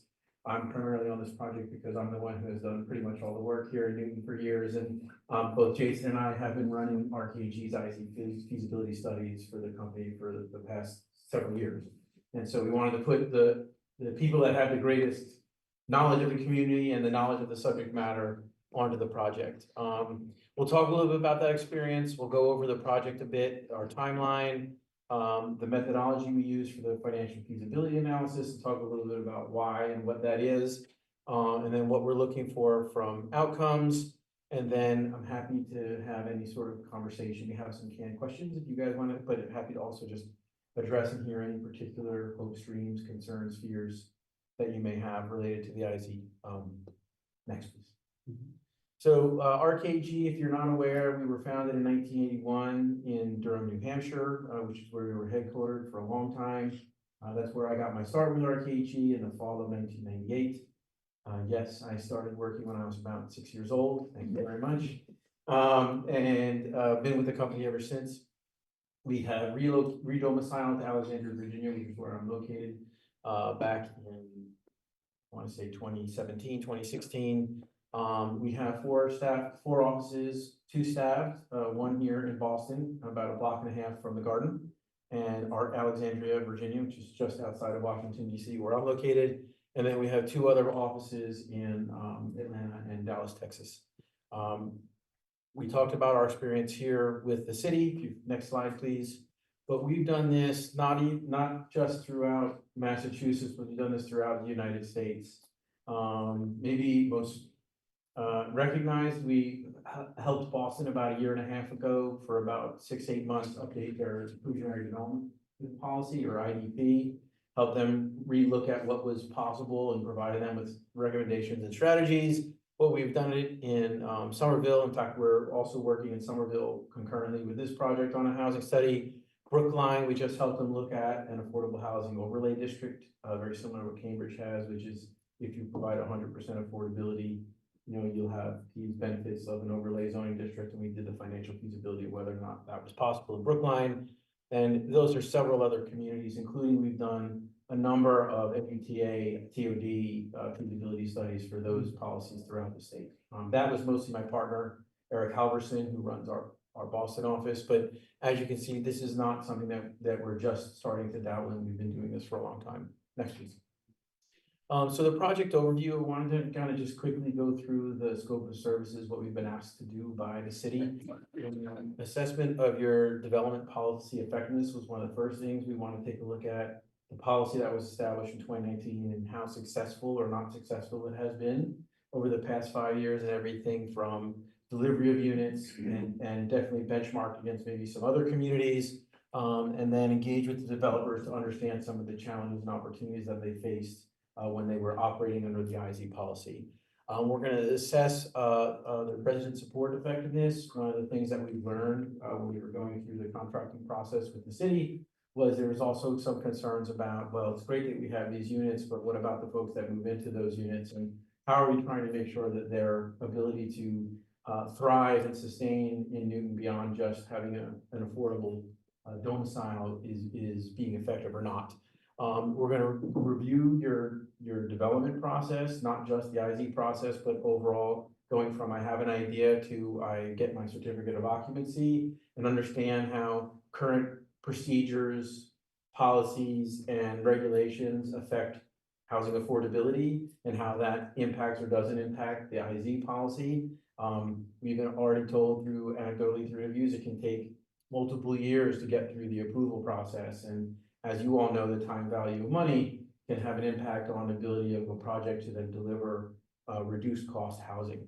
We're also going to work with you all on updating the goals and vision for what we want to see. And hopefully we have a little bit of that discussion in a bit in terms of what we would like to see. And then update the financial feasibility model that we created 5 years ago. Obviously, a lot of those assumptions are no longer valid. The world has changed since 2019. And so we're going to update the model to ensure that we are comparing apples to apples when we look at how are we possibly changing.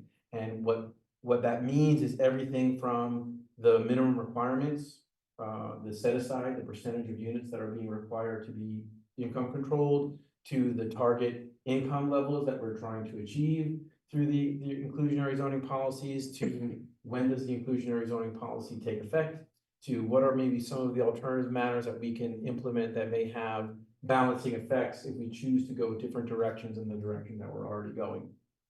And so the model, and I'm going to show you an example of that in just a moment, but the model allows us to go in and make these assumption changes and see how that spits out the back end in terms of the financial feasibility.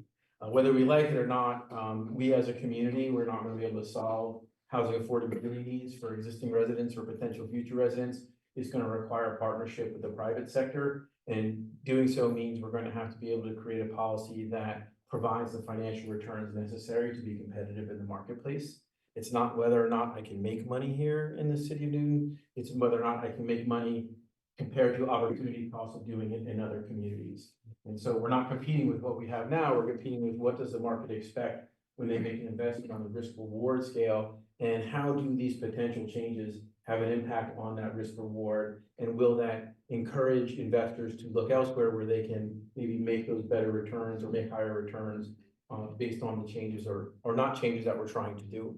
And then we'll come back with specific recommendations for not just this committee, but for the entire council at large to say, hey, you said you wanted to accomplish this. Well, here's some different ways that you can do that, and here are the benefits, and here are the drawbacks of those.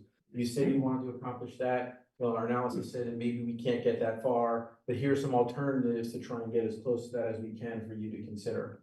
It is not our job, or do we take it as a responsibility to press you to make a decision. It is our job to provide you all the information you need to make informed choices about how you see future of trying to provide price diversity in your community, and what that could potentially mean from the willingness of the private sector to partner with you on that. Next, please.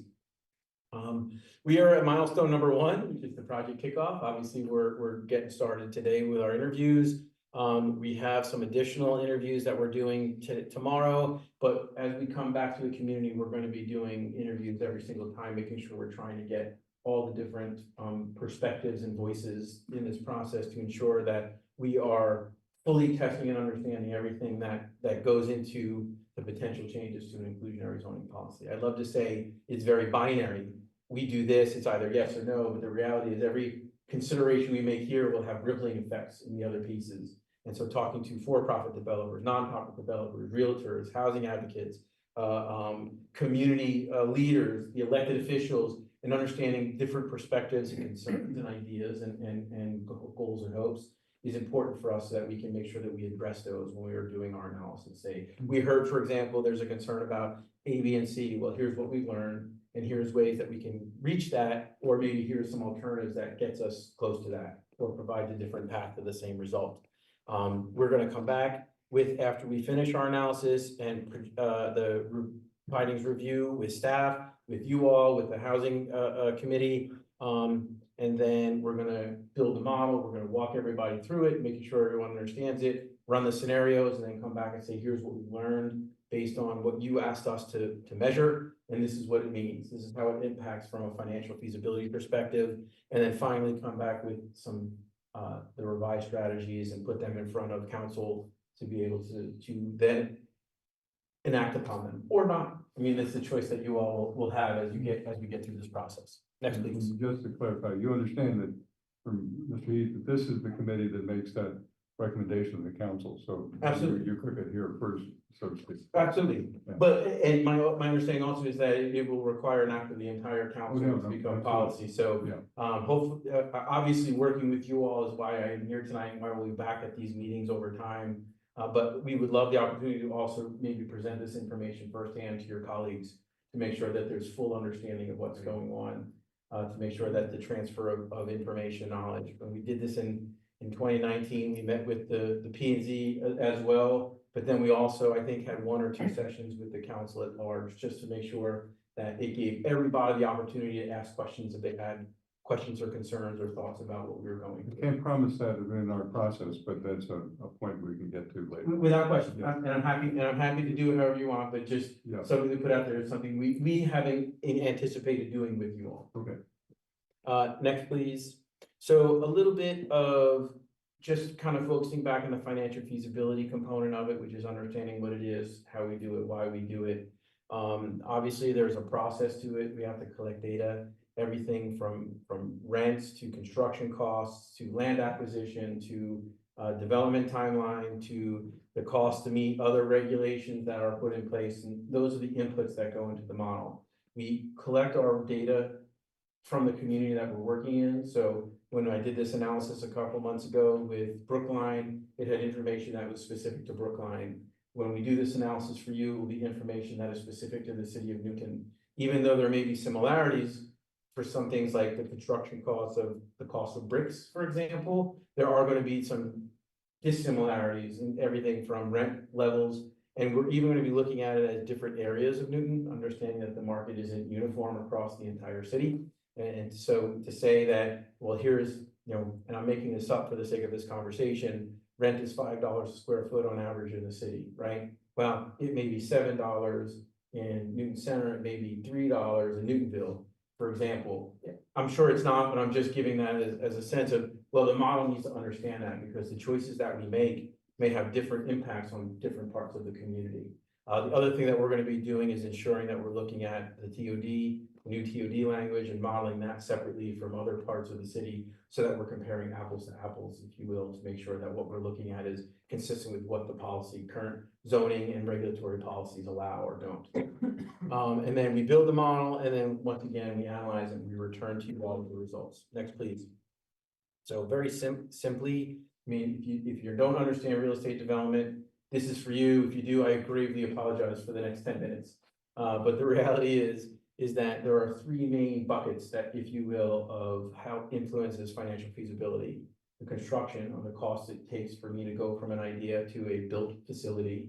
And then operation, on that is operation revenues. What am I getting generally in terms of rent, or if I charge for parking, if I charge for laundry, or those sorts of things, and then operating costs, what it costs for me to operate the building, the real property taxes I have to pay as part of that. And we have to analyze and look at all of this information and bring it together to understand the value of a development. Next, please.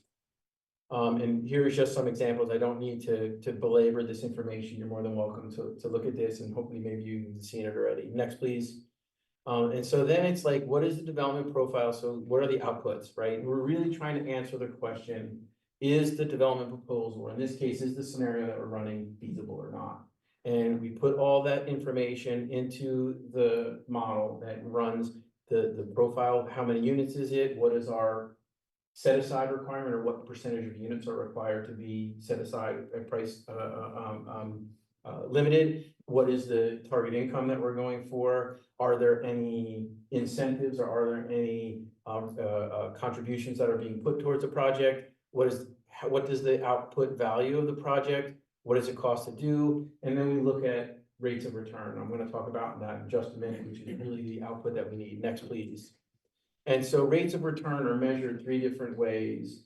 There's the one called cash on cash, which is what is the return of the dollar I get of my money as a developer, right? So the equity I have to put in the deal. If the deal's costing $1 million, the bank makes me put 35% into the deal. Well, I got to put $350,000 in the deal. And so we measure what is the return on that cash investment from the developer.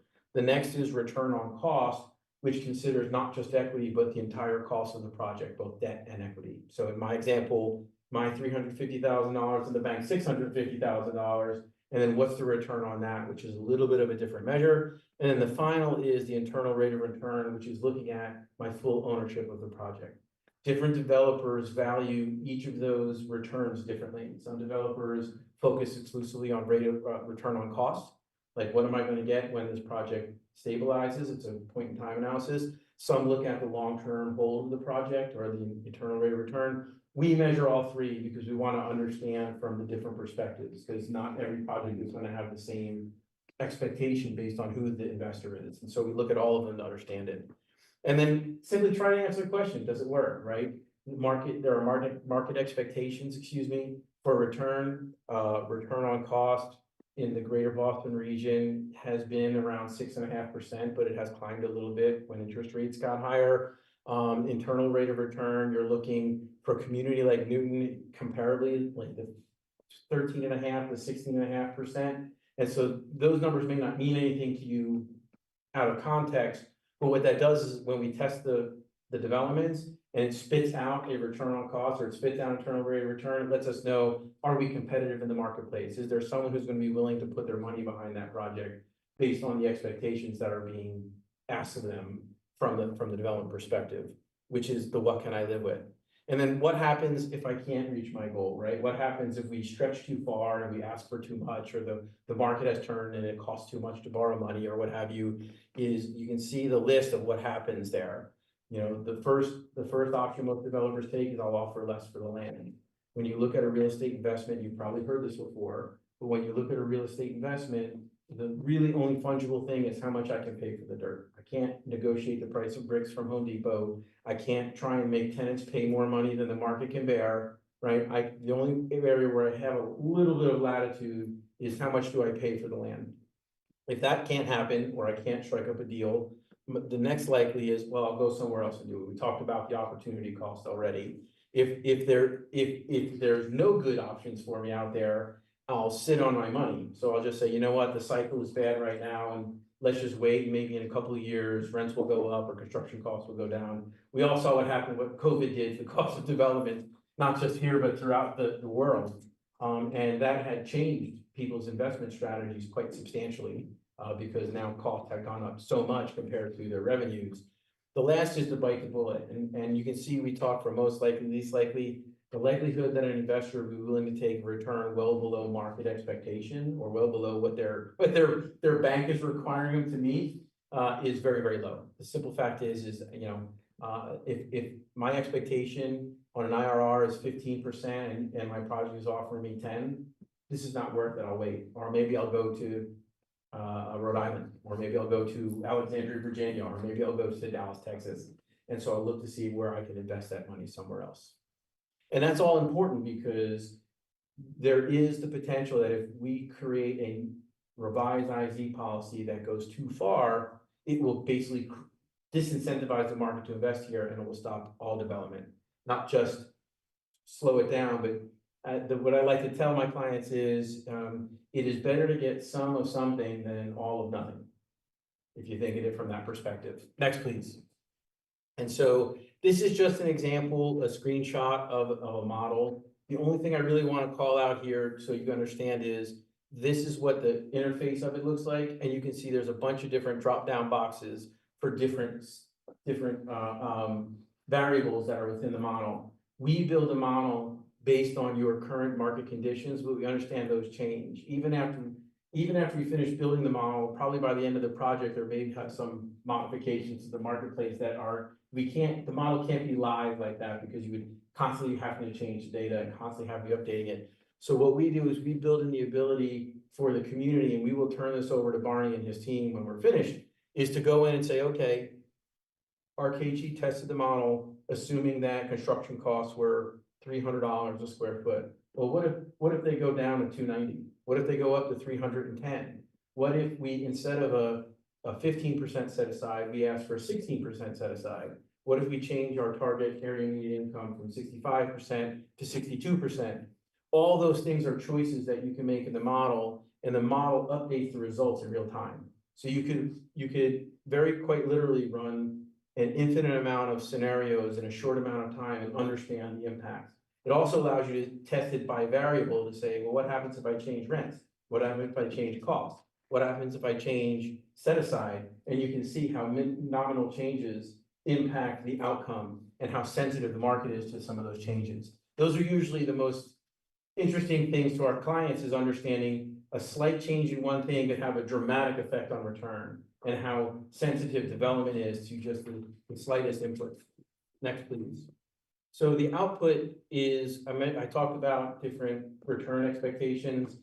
We try and do things like color code them to make them a little bit more understanding. Obviously, using the traditional scale of green means good and red means bad. We try and not just make you understand what the numbers are, but we try and make it understandable to the extent of, all right, if we make this change, what happens if, we add an expectation? In this particular one you're looking at, we ran a scenario in different areas of a community and changed the size of the project. And so you could see what the impact for this particular community was on a smaller project in certain areas of the community as opposed to a larger project, and what that did to return. And I will tell you, just so you understand why it's so stark here, when you hit a 100-unit project in that community, it changed from wood frame construction, which is using wood timber, to concrete and steel, which is like a high-rise building, which is all made of steel and concrete. And the cost differential of providing that project in that development type did that to returns. It went from being viable to not being viable just because we decided to make the projects too big for that particular size of property. And so we look at all these things with you when we come back and we answer those questions for you. Next, please. This is just this is actually out of the Brookline project where we were looking at that 100% affordability. They wanted to know, what if we did, an AMI of mix of 30% and 60% for a for-profit, nonprofit developer, use of LIHTC or low-income housing tax credits, whether or not they used housing, Section 8 housing vouchers, and whether or not the project required additional subsidy beyond those subsidy uses that are already there. And so this is our way to be able to answer certain questions. If you say, well, what if we wanted to go, 100% affordable here? What would that mean will the project be able to work, or would there need to be a local participation in that to cover the difference between the cost of doing the project and what the value of the project is? And you can see in our analysis for Brookline what that meant. In this particular example, and I don't know the specifics of it, but the output, if you look on all the way to the right side, is it requires somewhere between $80,000 and $100,000 per unit to make that project viable, assuming 100% affordability, where you're using low-income housing tax credits and 30% or 13% of the units were voucher units. And so you can understand, trying to go to something like 100% affordability, how challenging that is for communities. Next, please. So I just kind of wanted to give you a little bit of understanding of what we're doing, how we're doing it, and then what that's gonna look like when we come back to you, so that we can try and translate these amorphous ideas of, well, we're at, for a tier one project, we're at 15% set aside at a blended AMI of 65%. What if we change that? What does that mean? Theoretically, people can understand it, but there has to be an output that explains to you, yes, you can do it, or no, you can't do it. And that's where we're going with all this. And so if you have any questions, like I said, I have some canned questions that I'm happy to go through with you. If you have any questions about us or what we're doing or what we're going to be delivering to you. I want to entertain questions, but I just want to ask, just sort of set a framing.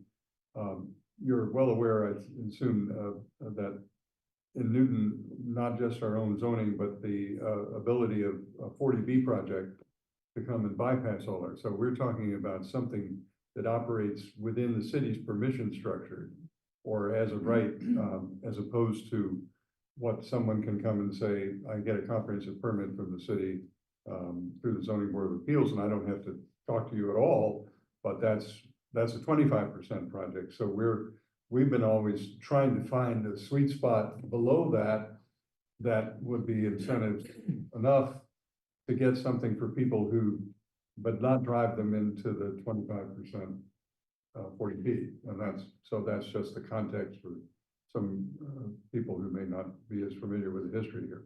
But anyway, I want to entertain comments. Councilor O'Brien.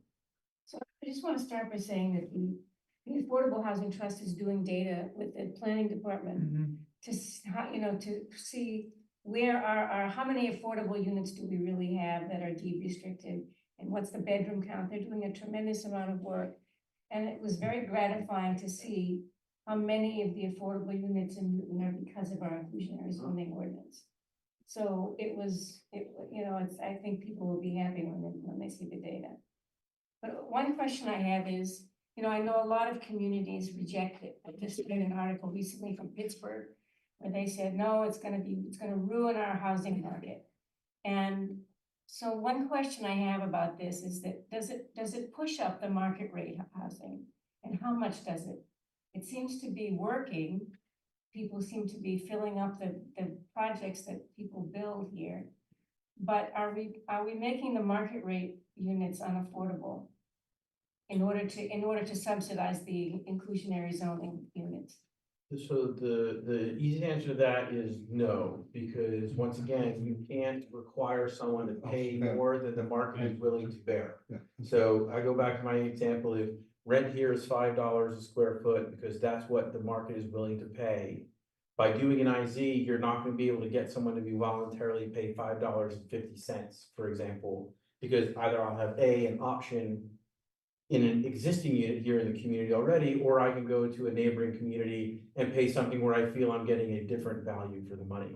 So your market rate units are generally being set by the willingness of the market to pay for a newly constructed unit based on a lot of factors, including location, access to transportation, access to amenities, access to jobs, access to schools. All those things weigh into the decision-making of a market rate renter, where an inclusionary zoning policy really is going to be a very, very little, if any, and I would argue probably not at all impact on the value of market rate, because I'm now, could you argue that there are altruistic human beings out there that would pay a little more if they knew they were part of an income diverse community? I'm sure there are.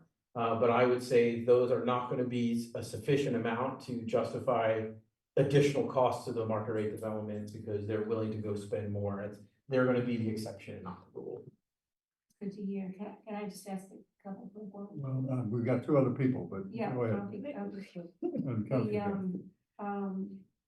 The council, when these projects that go through the land use committee go to the full council, we get so many counselors saying, come on, we can do better than this.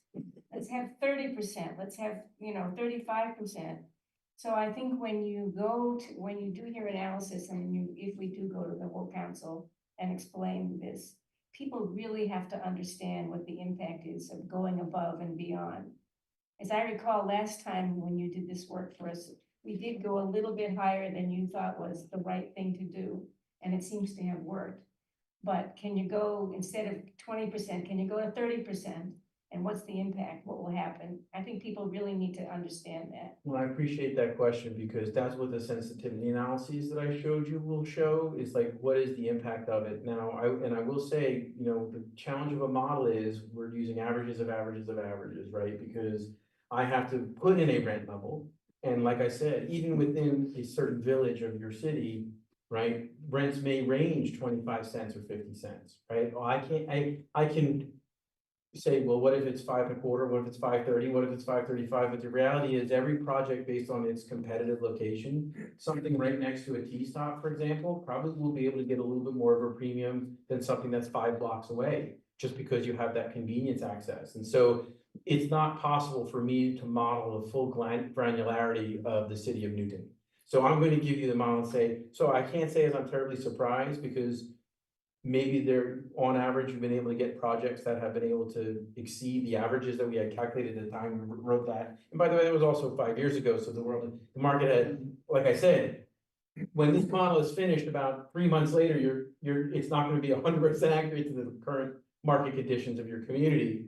And I'm excited the fact that you were able to push a little more, but we're gonna show you in our analysis what a 2% change in set aside requirements is, what a 5% change, what a 10% change.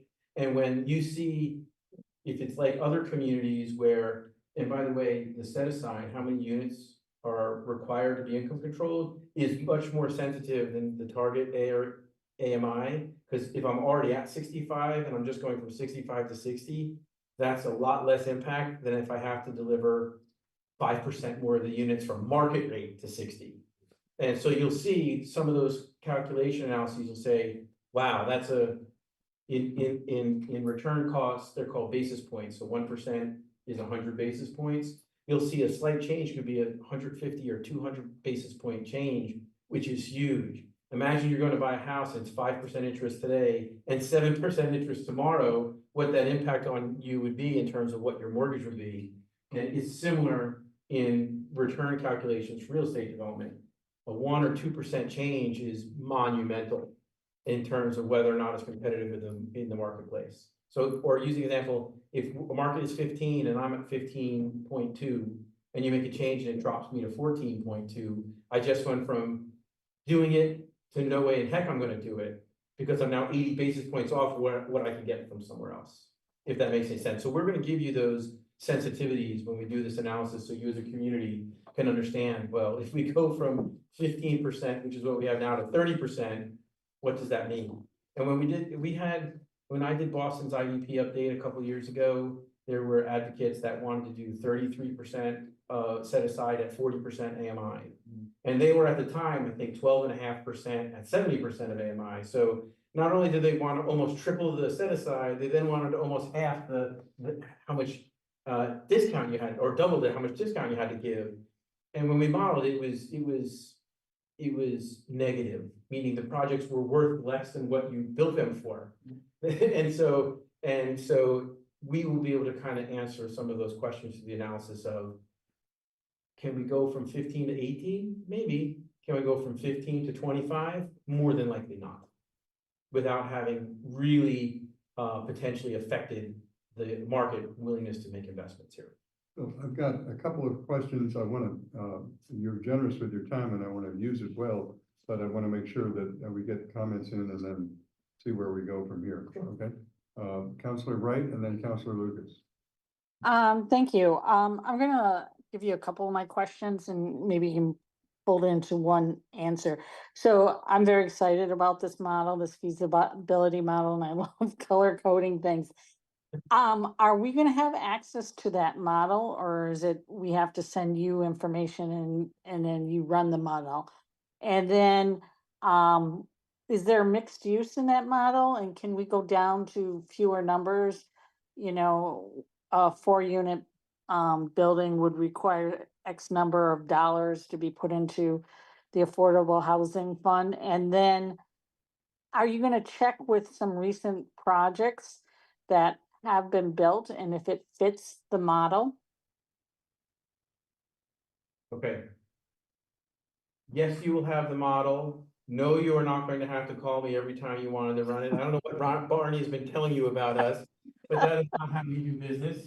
So once we're finished with the model, we'll provide the model to the city, and then Barney and his team will even do a training session with them to make sure they understand the full depth and breadth of the model so that they'll be able to run it on their own. So that's the answer to that question. The model will be able to run as small as 1 unit and as many as you want to put in there. Now, I mean, I think we need to be realistic. I don't know if we want to model 5,000 unit projects, but the model will be able to run as big of a project as you want it to, or down to 1 unit if you want it to. It has the flexibility to be able to look at that. We already know in conversations with staff that there's interest in looking at when does the IZ trigger, at how many units that IZ triggers. And that is one of the specific charges that we're going to analyze in our scenarios to understand what happens if we go from our current requirement to smaller. And then we're even going to be looking at different ways in which to do that, which may not trigger the deliver of a whole unit, but looking at things like requiring a partial unit payment if it doesn't add up to 1 whole unit.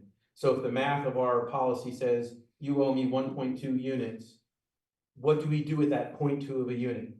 We obviously want them to deliver the 1, but one of the things we'll look at is the use of what's called partial unit payment, which is you pay a pro rata share of the value of that unit to the city rather than build it.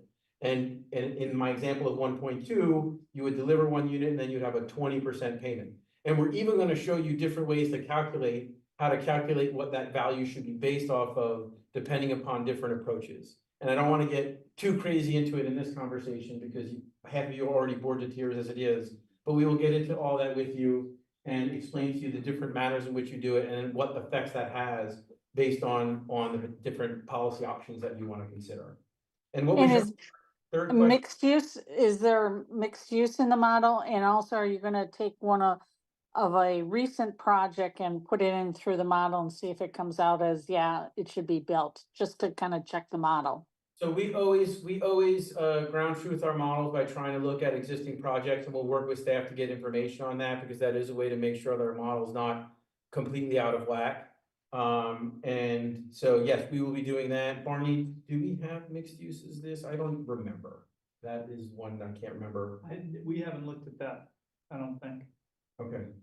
I don't even know how you model that, but you probably do. Oh, we have models that have done, I just don't remember if that was something we said we would do here. I will get back to Barney on that with an answer tomorrow. I don't remember off the top of my head what's in the scope.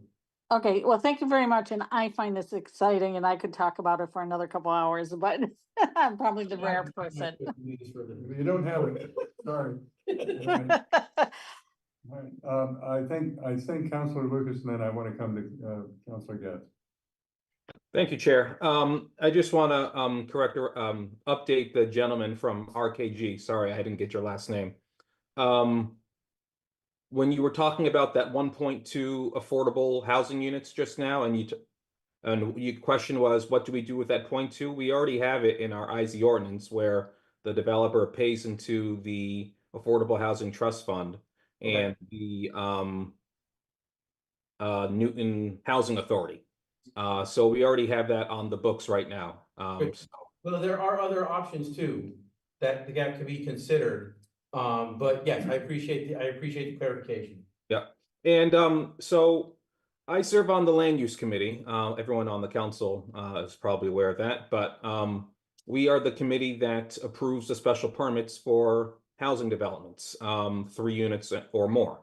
And I noticed last year on the land use committee, we had a number of housing units that were in the 4 to 6 units range. And I saw a lot of these 4 to 6 units being built, and I was wondering how come they're not going with more housing units to go up to 7, where the inclusionary zoning ordinance would kick in. And I saw a lot of housing units in the 4 to 6 range. So that is why last November, I docketed an item to update our IZ ordinance to include 4 to 6 units. And I think it was Councilor Danberg this term who essentially redocketed what we had last year in the 4 to 6 units, if we could update our IZ ordinance. And in particular, we have two projects last year that were approved, 194 Adams Street, 280 Nevada Street, where the developer in those cases made a voluntary contribution to the Affordable Housing Trust Fund, respectively $5,000 and $100,000 to the Affordable Housing Trust Fund. This is something that was briefly talked about in land use, but there was no further discussion on the full council. So I just want to make sure everyone is aware of that there were two cases where a developer made a payment to the Affordable Housing Trust Fund, which I think is wonderful. But ultimately it was voluntary. And what I would like to see this committee and RKG and city staff is to come up with amounts that developers could pay into the Affordable Housing Trust Fund that would not financially harm their project. I think that is where, speaking for me, I would like to be. And I would like to see ZAP make a recommendation to the full council with respect to the Affordable Housing Trust Fund and units that are 4 to 6 in range. So that is all I have for now. I don't really have any questions, but thank you for the presentation. Thank you, Councilor. Councilor Gett. So I would love to see the report that's issued from the Affordable Housing Trust. You know, I don't know if they're ready to issue that. Not ready, but they're close. Okay, because I think that that's a basis that we can then understand where we are right now, you know, in terms of what we want, what we'd like to do with this model. Tariq addressed the issue of the 4 to 6, because I do think that, you know, rather than, we always want a unit, but if there's something that we can do with the 4 to 6 range so that then there's the benefit to the trust, that would be great. I actually, you know, you got a massive scope here, you know, in terms of what you're, you know, and then I sort of was thinking about like how you nuanced it, you know, in terms of like even a map or something that would sort of then highlight where potentially we could do an affordable housing overlay, or where we could do, you know, just so that we could tweak your model by village. I don't know if that's possible, you know, in terms of having that level of nuance. But it's sort of something that could be productive down the road, you know, as we sort of think through this between these 5-year periods. Because I just sort of see this as you're saying that we're gonna get generalized, you know, that our results are gonna be effective in terms of the overall ordinance. But I do think once we start thinking bigger, we really would like to sort of nuance it with our villages and, you know, where we've got the overlays. Well, I don't know if it's gonna be village by village, but we are going to create sub areas of the city. That is in the agreement that we have, I know that, and so we're working with Barney and his team to try and say, okay, how do we? And what we like to do first off is see if there are areas of similarity from a market perspective. So rather than just doing all of them for the sake of doing them, we'll do our data analysis, then come back and say, okay, here's the 5, 4, whatever it is, generalized sub areas. But I do know we need to look at the TOD areas, because I think they have a little. COD. Yeah, COD. yeah, we have to look at those a little bit differently, because I think they have a little bit of a different of a land use policy than other areas of the city, and so we know we already have to pull that as a separate analysis to make sure that the model runs correctly if you pick being in that location as opposed to not being in that location. But yes, we already are doing sub areas, but I don't believe, because if I remember correctly, isn't there up more than 10 villages? 13, okay, yeah, that I know the number isn't 13. I wasn't sure the exact number, but I was confident it was over 10, so I was like, I can make a comment and not be wrong. Great, but it would be great to know the specifics of the agreement, because I would like to know the scope of his work, so that I don't have an expectation that he's gonna do something else than what, you know, is contracted or Sure. whatever. And then your Brookline work. Yep. I would love to see that. I will talk to them if they're willing to allow you to see it, I'm happy to share it. Okay. Sadly, I don't own the work that I do, even though I do it. On your website or somewhere. Well, I mean, I don't know if they posted it yet or not, Okay. yeah, I will have to ask. Okay. But I Yeah, I mean, just want to be clear in terms of the scope, because I know you mentioned affordable housing overlay, that's not part of the No, scope. I That was understand part of that, the I scope of understand that, Brookline. but it's so. just sort of having that content so that we can start thinking that way. Okay, Councilor Danberg, and then I want to wrap up our discussion here if we can. I'll be quick. First of all, thank you very much for this wonderful pre-presentation. The scope of what you're planning on doing is gonna be so useful to us as a city and as a committee. I remember decades ago when I did a program at MIT on real estate development, and it was only on construction. It didn't take into account rental and, the after effects of what would happen in the community. I think that, well, let's get this moving, and let's, I can't wait until we get the results.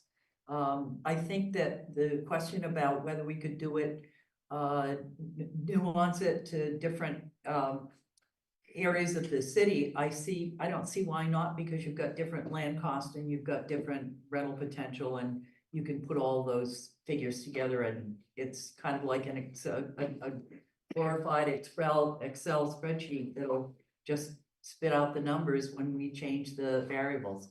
So thank you, and looking forward to it. It's a very exciting project. Okay, any other comments? Councilor Clinton? Thank you. And at the conclusion of my comment, I will move hold, if that's appropriate.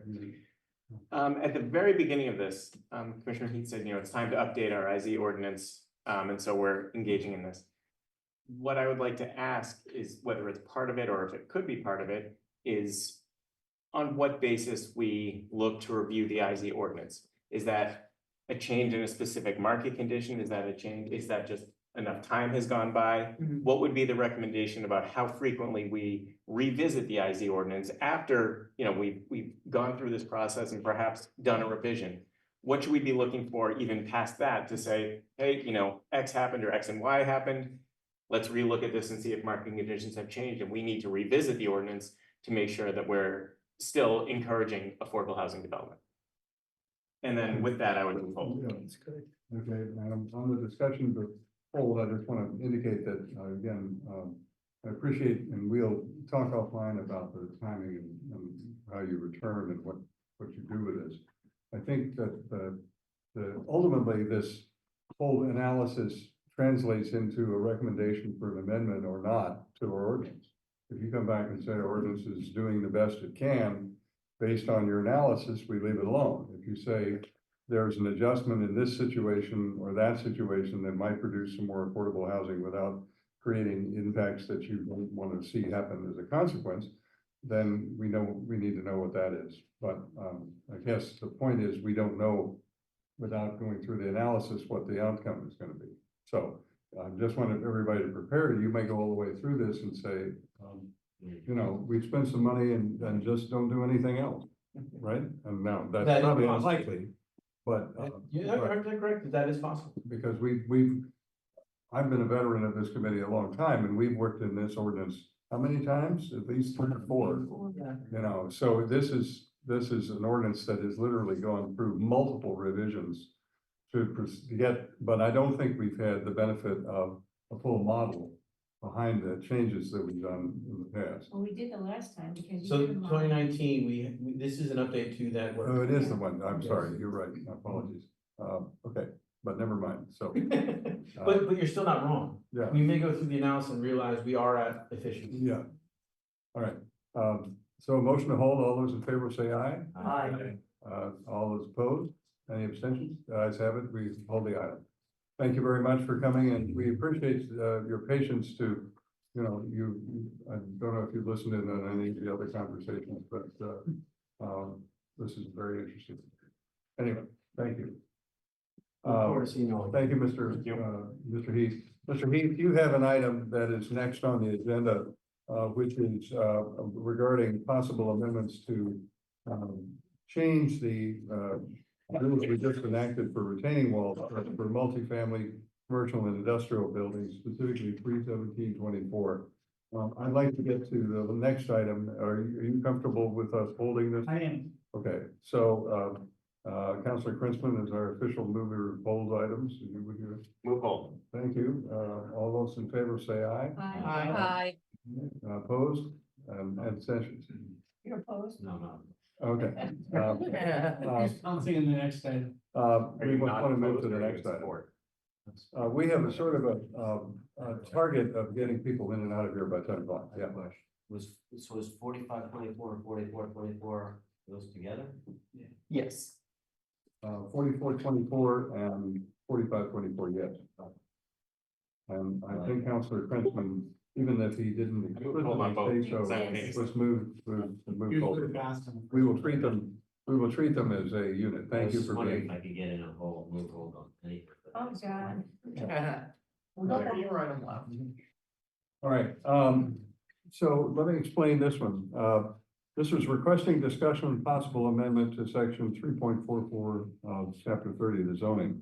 Terry Morris Esquire, on behalf of Brian Trogot, I may be mispronouncing that, my apologies. Requesting discussion and possible zoning ordinance amendment to the garage design standards and basically inserting above grade after the clause or portion of structure. The net effect of this, as you saw from the planning department memo, is to whether below grade garages should be treated differently than above grade garages. And we have Mr. Heath, you are here, but we have Mr. Morris here. And I think what I would like to do is let Mr. Morris explain what his purpose is. This comes out of a specific situation and is seeking an amendment to our general ordinance to accommodate this specific situation. We ought to understand the situation, but also understand from your department. You've given us a memo without a formal recommendation, if I recall, but had some thoughts in it and have those thoughts articulated, and then the committee can decide how we want to go forward. This is not an item that is being heard now. It's a question of whether we want to go to a hearing, and if so, in what context. Is that agreeable to the committee? Okay, Mr. Morris, would you like to come up and sit at the table? Thank you, thank you. Mr. Morris, I can say, is a former member of this Newton City Council, who is an individual with whom I served many years ago. Is this full disclosure? I just have to disclosure past. No, 40 years ago, 40 years ago. We chair the land use committee. He was the former chair of the land use committee. 40 years ago. 4-0? Yeah. Oh, my goodness. Okay. What's that? I was gonna make that disclosure, had the change my mind though. And do you have any visuals besides the? I do, yes. This is a handout, I know you don't like the material, but this is a handout that corresponds to. The only concern I have is we try and put those in the packet in advance, but I will. Well, it's actually, everyone who's on there is on my presentation, so I thought, I got the presentation, it's easier to follow along if there was something that you couldn't see on the screen. I got it. All right, thank you. Okay, fair enough. So, why don't you present what your idea is?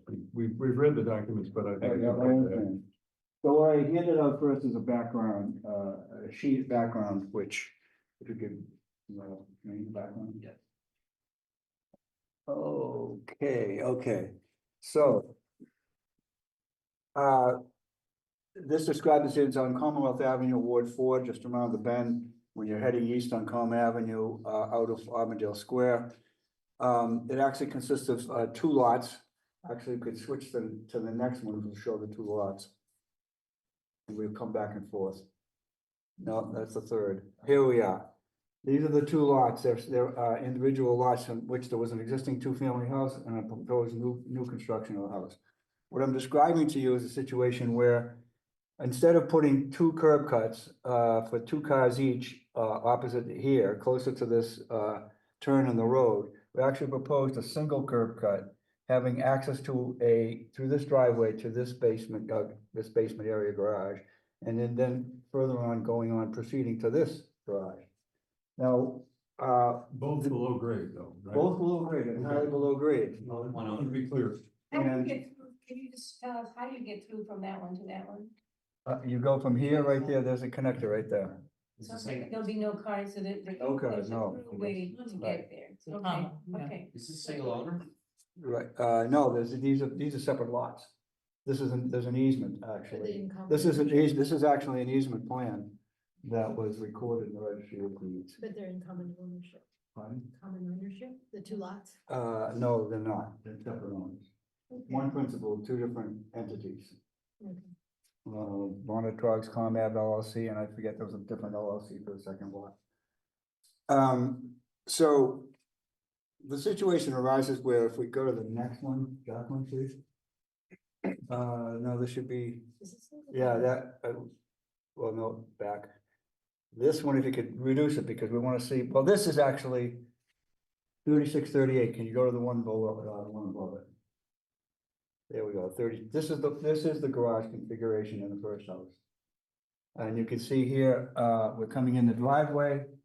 And this is a vehicle travel maneuvering area, and then these are the 4 cars parked. We had the ISD determined that basically these 4 spaces constituted the garage for the first building. And this was vehicle and traffic maneuvering area. The total, you can see the total square footage is less 751 square feet. If you go screen up. As we move to the second, cut through the other pass through, and we come in, you see the configuration is almost identical. You have the parking oriented the same way, perpendicular to Commonwealth Avenue. And the square footage is virtually the same. For some reason, the ISD, the commission determined that all of this now is counted towards garage. If you're asking me how the hell we came to that conclusion, I wish I could answer that, but he doesn't. So if in fact he had basically interpreted both of these the same way, we wouldn't be here. And I'm gonna digress for a moment because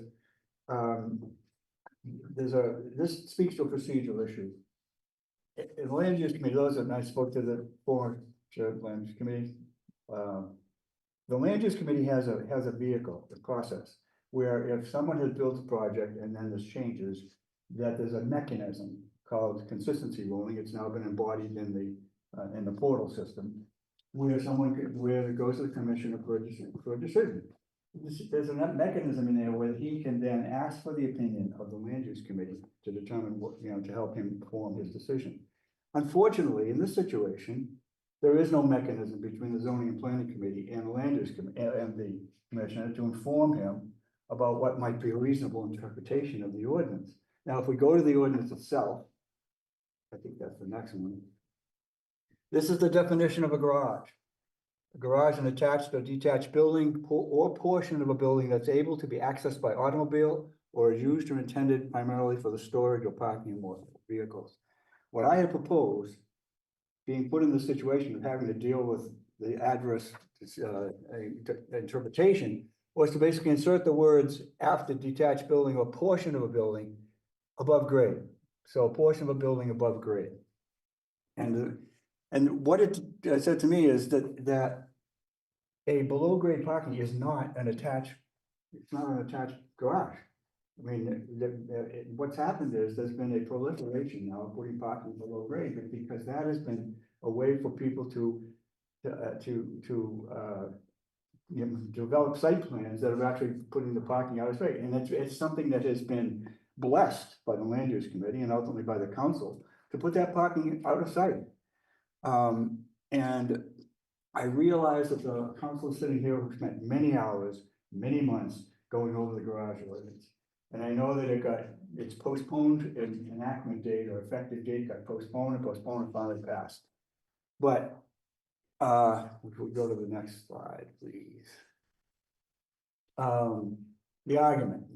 The garage ordinance was initially passed and finally adopted to deal with the visual impact above grade garages. Everyone knows that. There's no one can take issue with that. And how is that manifested? Concern with how front-facing garages printed into streets, so-called snout houses. Garages should not overwhelm the home's front facade. Hence, there was a size limitation adopted. Specifics about garage design dealt with height and setback. There was no talk, no discussion about below-grade garages. Garage size considered in context of the above-grade massing. That was the way people were dealing with garages. And so it was ultimately passed. In this space, the last thing is argument is really speaks to this particular situation. Above grade parking curb cuts create a more dangerous situation where the particular situation on Commonwealth Avenue, and aesthetically, they're degrading. So, that is the essence of my presentation and my argument. As I say, it would be nice if in fact this big committee could function in the way the land use committee and give the commissioner some advice as to how to interpret this garage ordinance. Failing that, then I propose the ordinance, knowing that, now the other thing is this. There was a suggestion in the planning memo that, well, they can always ask for a special permit to get an exemption on size limitation. I'm saying we shouldn't be forced people to basically go that route. Or the only alternative to that route would be to appeal this decision that the commissioner has made to the zoning board of appeals. That is, we've been around a long time, Mr. Chairman. We can't name on one hand the number of times that the zoning board of appeals has overturned a bill in a commission of inspectional services. It just doesn't happen. It makes more sense to basically have the officers of a committee like this, zoning and planning, to provide counsel to the commissioner as he goes about his duties. Okay, thank you. I'm gonna recognize first the member of the, Mr. Lee from the law department, and then I want to go to the planning director just to summarize the responses, and then. I thank you very much. Thank you, Mr. Morris. You're welcome to have a seat. You don't have to sit over in this. I guess we'll do this. Yeah. There's a spare chair. You can be heard better. You could even have a snack. Well, let me see, Mr. Lee, before you do, I just want to ask Mr. Heath if he would summarize his comment and then come back to you if I can. Mr. Heath? Yeah, I'm gonna read basically from the memo, and I think Councilor Morris got it correctly in that the essence of the memo suggested that sure, there could be an approach, but the approach should be to allow it by special permit rather than to make it by right. Okay. Mr. Lee, you want to add something and I'll bring it to committee? Yes, Mr. Chair, it's actually a factual discrepancy because the commissioner of ISD, I believe he's not here. So I just want to make something clear with regards to his determination as to what counted towards the garage space. Is it possible to bring back up the image of the layout of the garage, the underground garage? Yeah, we can do that. Just Ms. Norton will do that. This one? Yeah. That's correct. So just to be clear, I spoke to the commissioner of ISD and I just want to make it clear for the council or the zoning and planning committee what he considered to be part of the garage space and what wasn't. He did state that if you look at the stage left side, the first garage area with the two cars, the area of travel before that wasn't counted towards the garage space. However, the area on the second side was. His reasoning was that this area that was in front of the second stage right portion of the underground garage, cars could actually still be parked there. So again, he's not here to explain his reasoning, and I felt that because I knew what his determination was, that I just wanted to clarify that for the zoning and planning committee. If I could respond to that. Hang on a second. So just to make clear, Mr. Lee, that there were two versions of the garage, right? The 3032, right? And then there's the one, it's the top one, right? And because, and what you're representing is that the commissioner viewed part of that space is available for parking, not just maneuver. Is that correct? That's correct. Okay, I just want to understand that, Mr. Morris, you want to just? Yes, Commissioner, I think what Attorney Lee has not mentioned was the fact that one of the reasons he determined that the first one, the lower one, he wanted to see an easement. He felt that if there was an easement across there, then it couldn't be parked upon. We had said to him in response, these units are going to be condominium, and in the condominium documents, you basically, they could function as, practically speaking, as an easement. In other words, this is in the second space, that's going to be a common area in a condominium. It is not owned by any unit owner, and basically people use it either by easement. And so we said to him, the easement that you see in a condominium document would function in the same way that the easement in the first house would. He apparently did not accept that argument. Okay. All right, so, committee, we have to make a judgment on whether we want to, amend the ordinance is, and we don't have to make that judgment yet. The question is, do we want to go forward with anything in this item, or do we want to, go some other tack? So I had Councilor Danberg had a hand up first, and then Councilor Albright and, Councilor Kaler. Okay, first of all, I would agree that all of the discussion that we had about garages in the garage ordinance was about above ground buildings and garages.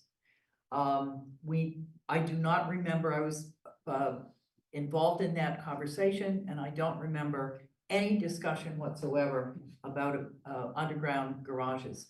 Number two, what's being done here in doing a single curb cut is consistent with what the city is trying to encourage people to do, to reduce the number of curb cuts, to improve public safety and allow for pedestrians to not have to cross two curb cuts when they're walking. And number three, in listening to the definition of the garage that was on one of these pages, and I wrote it down as I was listening to it. It says that garage space is space that is intended to be used for parking or storage of vehicles. And it's pretty clear to me that the parking places are where they are shown here and not in the turnaround space, because if you parked cars in that space, you would block the cars in the spaces that are intended for parking. And if you only used that space as parking and ignored the space where it's shown that the cars are drawn, then you wouldn't have turnaround space in order to be able to exit. So it's pretty clear to me that that is not space that is intended for parking or storage of vehicles. Okay, Councilor Albright and Councilor Kaler, I have some comments too. So it's interesting that this came to us on the same night as the planning memo on the retaining walls with multifamily. Because the case the planning department makes is that those retaining walls are not seen from the street. And therefore they shouldn't count the same way it does in a single family house. And this is exactly the same situation. I mean, as Councilor Danbury said, we never discussed below grade garages and all the time that we did that ordinance. So I don't know if you've got the right solution or not, but it's it's certainly the right direction. And this is a below grade garage. It meets so many of our design requirements, so to speak. We've got to find a way to make this work. Okay. And we shouldn't require. No, wait a minute, this- excuse me. Let me just say No. one more thing. No, you We- can't until I want to recognize somebody else. All right? I'll be glad to bring you back. I'll come back. Councilor Kaler. All I'm gonna say is I fully agree with what Councilor Danberg said previously and what she's about to say. Wow, that's confident. Yeah. And That's prescient. what I would say is that, if we move to accept this, meaning discuss it in the next meeting, we should definitely have the Commissioner of Inspectional Services here. I don't feel that we should make any decision without hearing his rationale. Okay, We now. can make sure that it gets fixed the right way, so Yeah. that we understand Now, what wait a it's. minute, wait a minute, wait. Councilor Danberg had a prior lien on the time here. Okay, go ahead. And Councilor Guest has not been heard from yet. Councilor. Yes, Good. I actually wanted to concur and I want to hear the rationale and what was going on with the ISD commissioner making the judgment that he did, in terms of the project. I'm driven by this project every day, because I assume it's the one over by the Star Market. And it's, going up. And I would actually, I need to look at documents beyond this, I need to look at, how this even formulated. And I sort of feel as if addressing underground garages is an important piece. There are others, there's one that we've seen more than one underground, multifamily build. And I sort of would like to look at those and see what their space constraints are, because I do remember there was one that was permitted. And I think special permit is the way to go. I'm just sort of feeling like that needs to be considered. Okay, I have, no, I haven't said anything yet. Excuse me? Chairman goes last. No, I do, but I want to make sure everybody has at least one chance.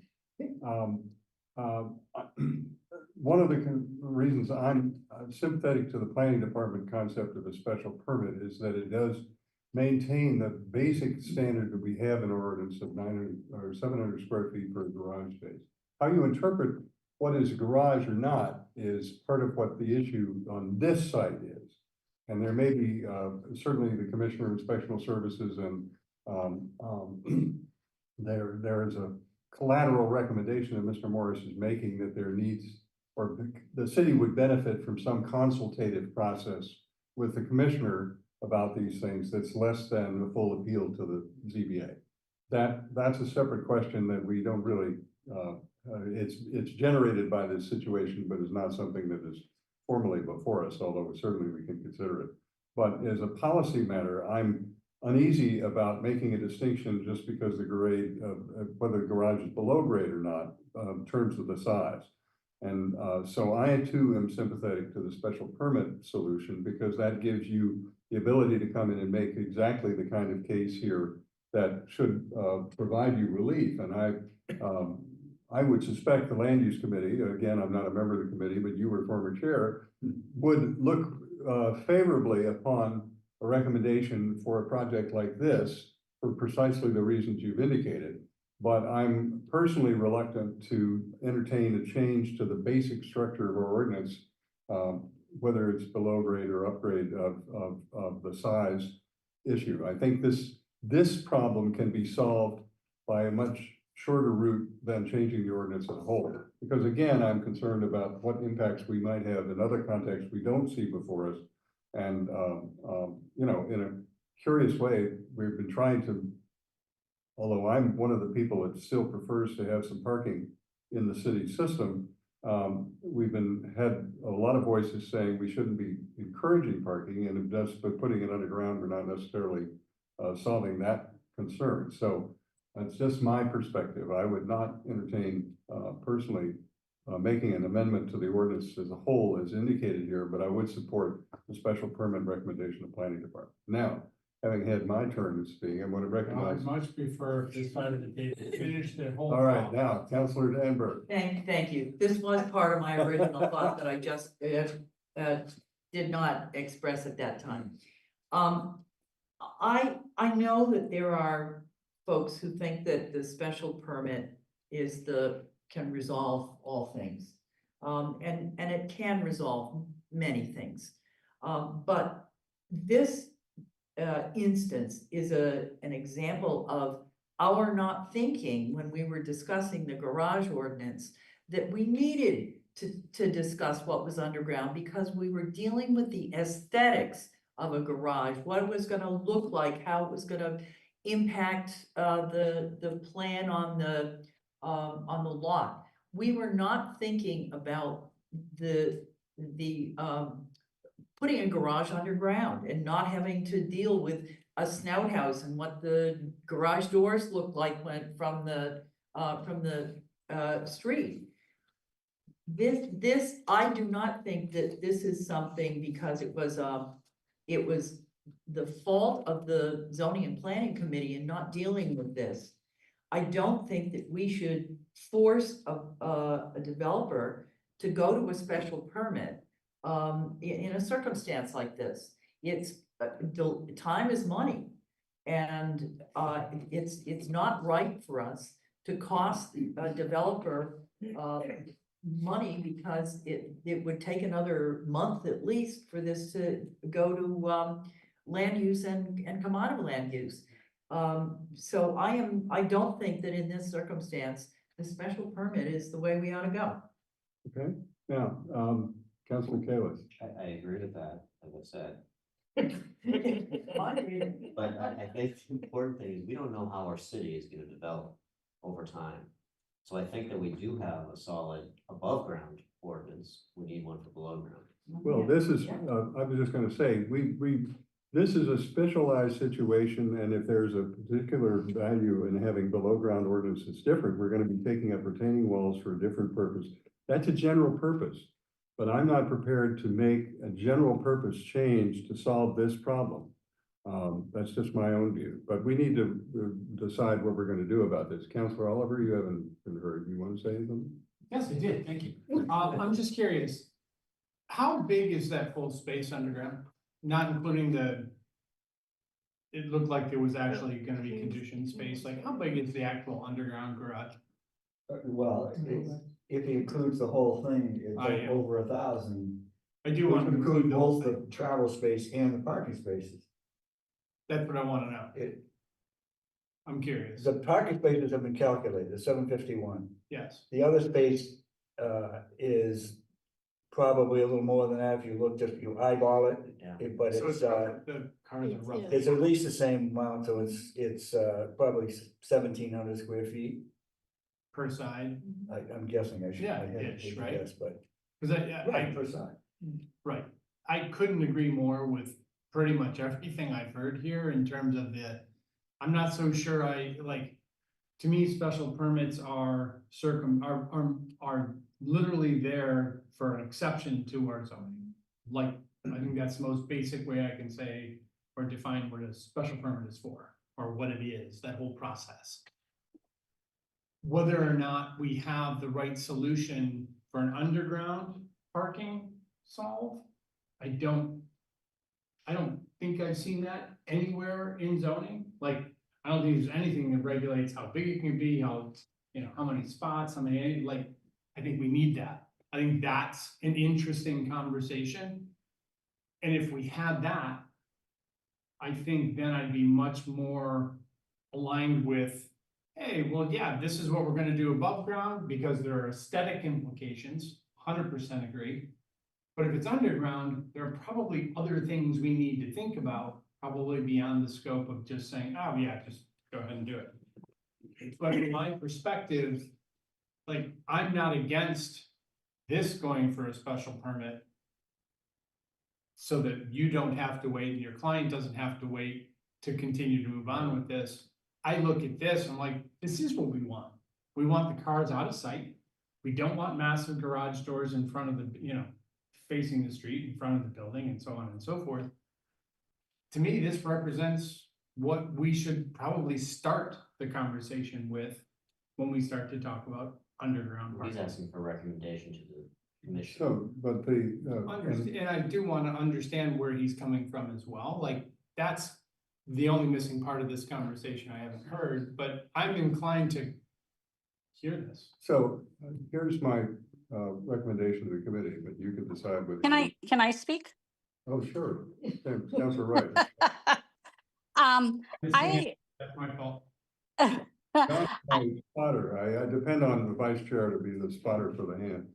okay, so I agree with Counselor Oliver. I think for this case, we should go, special permit. And then we should take a look at underground garages, but in this case, they're doing one driveway. But they could do 4 driveways and one for each of them. Yes, it'll be more expensive, but maybe that's what they want to build. Do we really want that then? If we're allowing underground garages? So just saying, allowing, exempting underground garages from this, we could get a lot of worse things there. Maybe exempting underground garages if there's only one entrance in or something like that. But I think we need to look at it a little bit more than just that simple change of saying, exempting it from underground garages. Thank you. Okay, sorry, Councilor Krentzman has not been heard. Thank you, Mr. Chair. So folks are aware, this parcel has some serious issues going on, including deed restriction, and including potential violation of the deed restriction and some arguments going on, as I think, Attorney Morris probably knows well. So what I want to say is on the topic, especially of parking, I am firmly in agreement with our esteemed chair, which is new, that on the subject of parking, he and I will be in agreement. Agreement is new, this is. And I want to point that out because I love it when we agree. That absolutely, special permit is the way to go for a particular situation like this, but if we want to evaluate the ordinance as a whole and what makes sense, what doesn't make sense, whether it's above grade, subterranean parking, whatever it is, that if there are different regulations, then happy to undertake that. And I think no one knows more about the garage ordinance than Councilor Danberg. So I think it would be valuable to have her here for those discussions. So I think that's the way to handle it. So, Can I ask a question before we? yeah. continue? So he's not objecting to the fact that each of the garages is more than 700 square feet in the parking area, is that right? That's correct. Why? Why isn't he objecting to that? Because in two-family houses, you have an exemption, you have up to 1,000 square feet of garages, and 500 each side. Okay.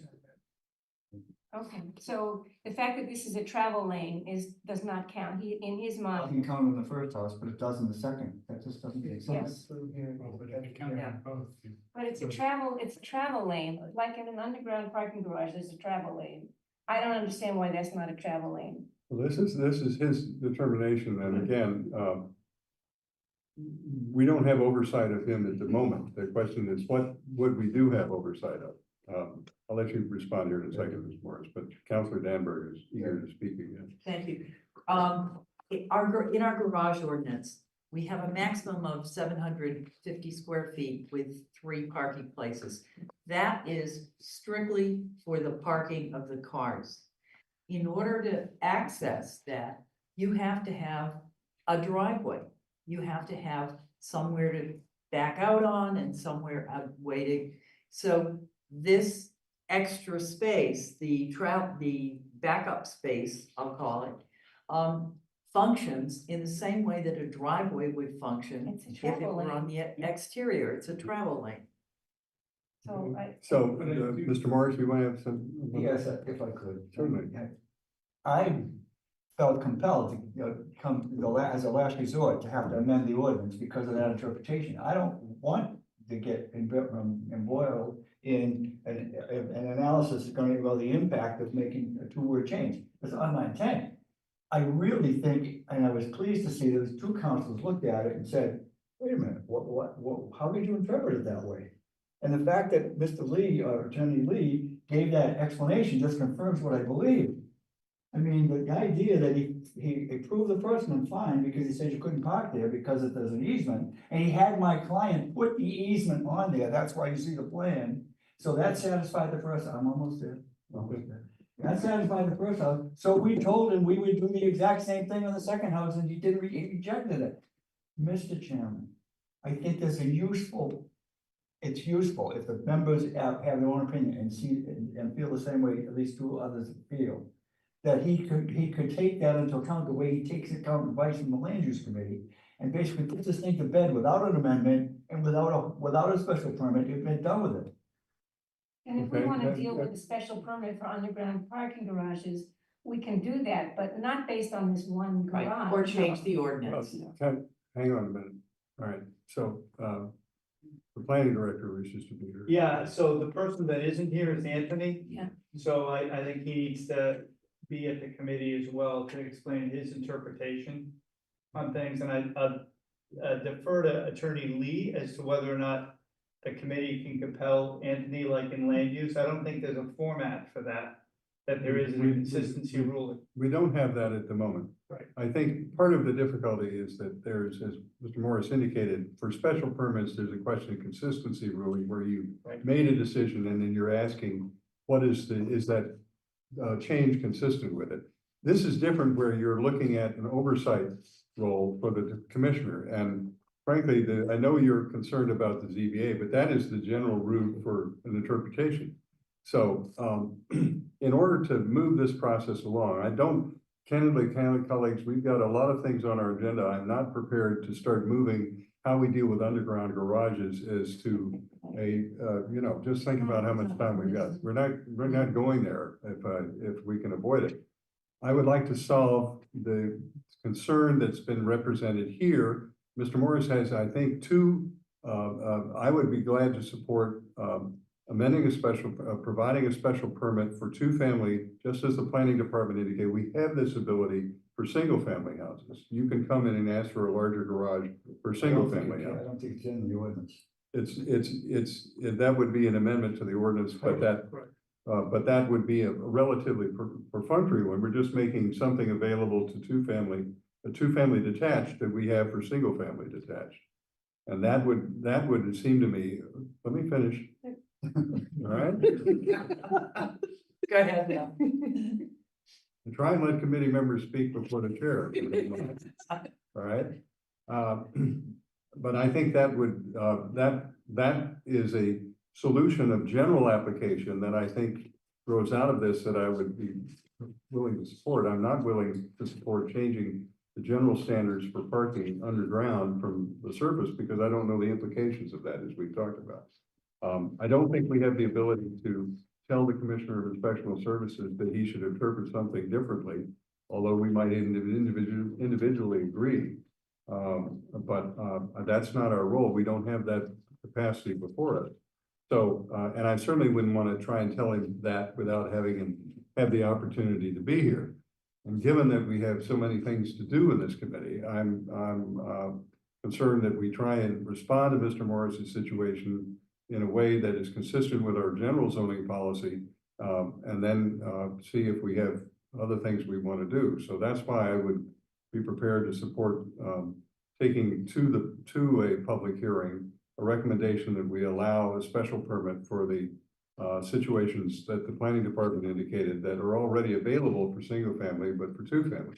Now, if that passes, that would allow Mr. Morris and his client to come before the committee and make that case. And I would suspect you would be successful, but I can't predict what the land use committee would do. I think Mr. Heath misspoke when he said compel. The land use committee does not compel the commissioner. They opine, they say, this is our opinion. Yeah, And I understand. He takes that into account. You said a decision, you distinguished, Mr. Chairman, by saying a decision has been made. In this case, a decision has been made. Decision is made to have the ordinance written the way it is. And this is the committee that basically starts the process of amending the ordinance. So it's reasonable. I'm sorry, I don't mean to speak over you. It's reasonable to say to the committee that deals with zoning amendments to say, hey, Mr. Commissioner, we've looked at this and we think that that interpretation is incorrect. But knowing that you can't compel. I'm sorry. I understand. And you're making a point that the difference between the two is that in a special permit, the land use committee has actually acted and the council has voted a specific solution. And so the question is this change or clarification consistent? We have never had in the zoning committee in my history, and I've been on it since the beginning, had any kind of advisory role to the commissioner about his interpretation. Now, we may want to decide to do that at some point, but I think it's very difficult for us to do it in this context. And so that's my concern, not because that there may not be merit in what you have to say as a policy, but we just have not done that as a general matter. And I think the problem is, I don't think we can effectively do that in this context. Can I ask you a question, Mr. Chairman, as person about the fact? No, you can't. I want to move. Come on, you're gonna love it. No. Share your thoughts. I have Mr. Lee, I need to recognize. I'll defer to anybody. Just let me ask you. There you go. I want to hear from Mr. Lee or Attorney Lee. Mr. Chair, I have nothing really new to add, except I do want to reinforce and echo what you're saying with regards to, this is a question about interpretation of the ordinance. If there is an issue with an applicant that does not like the interpretation of the Commissioner of ISD, they have an avenue. It is the ZBA. For whatever reason, the applicant has chosen this different route, which is fine. That's up to them. They can do that. But asking for something similar to consistency ruling that simply doesn't exist in this context is not appropriate.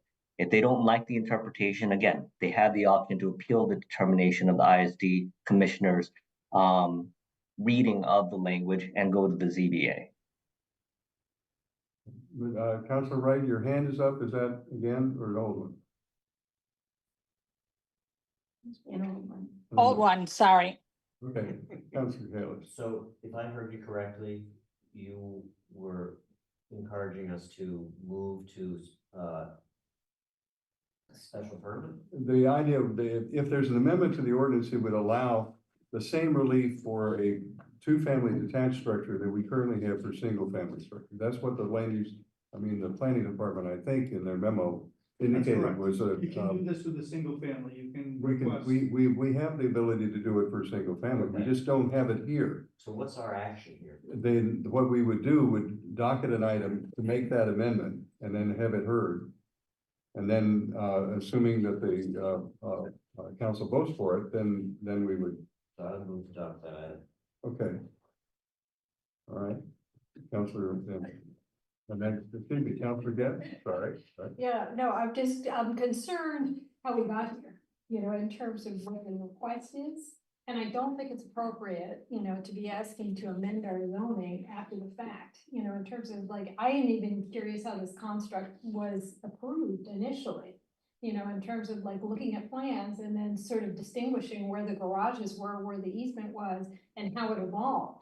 So I do not think it's appropriate for us to be being asked to amend, for one specific incident. I don't think that's appropriate at all. And I agree with Attorney Lee that there is recourse, that they can go to the ZBA, because this is now requesting a determination from the ISD commissioner. Well, And that's a fair point. That's where I sit. Counselor Oliver. I'm sorry. Is this project under construction? It's more than done. Yeah. It's like, Don't look at me and say, of course it is. How would I know that? So wait a minute, how did this get How did we approved? get this far? How You- did we how did we always get get- this far on Yeah, lots of that's right. projects? I had no idea. Split it was mass. under construction. Another split How, map. how does this happen all the time? Approved by It's who? annoying. Who do you think approved it? A Okay. lot of the construction is not approved when it This began. project that Let me put it that this way. far and lets this Fascinating. place. How Well, is that just coming up now, too? yeah, Because no, it's- I'm sorry. I'm. All right. You're gonna rescind. Yeah, you're gonna rescind your motion, Yeah. and I'm gonna agree with you. I have a question. That's Counselor Danby. My question is, would precedent be set if this were called a garage? And then we were to discuss underground garages? We already have a precedent set. Is that it? What about setting precedent here? Is that not a concern? No, I think the point is not whether it's precedent. I think we've been cooking around here, which is whether to resolve a problem of an interpretation, we should amend our ordinance in some capacity. And I was sympathetic to the special permit, but after hearing Mr. Lee and Counselor Kalis, I'm of the mind to leave it alone and remit the applicant to the ZBA. As much as you may not like that outcome, that seems to me I think there's a deeper problem here, Mr. Chair. And that is that this project is halfway built or 3/4 built. And suddenly we find a problem with the garages. And how many times has this been happening lately? This is really a deeper problem. well, it may be a deeper problem, but tonight's discussion is not going to solve that either. No. And it's 10:25.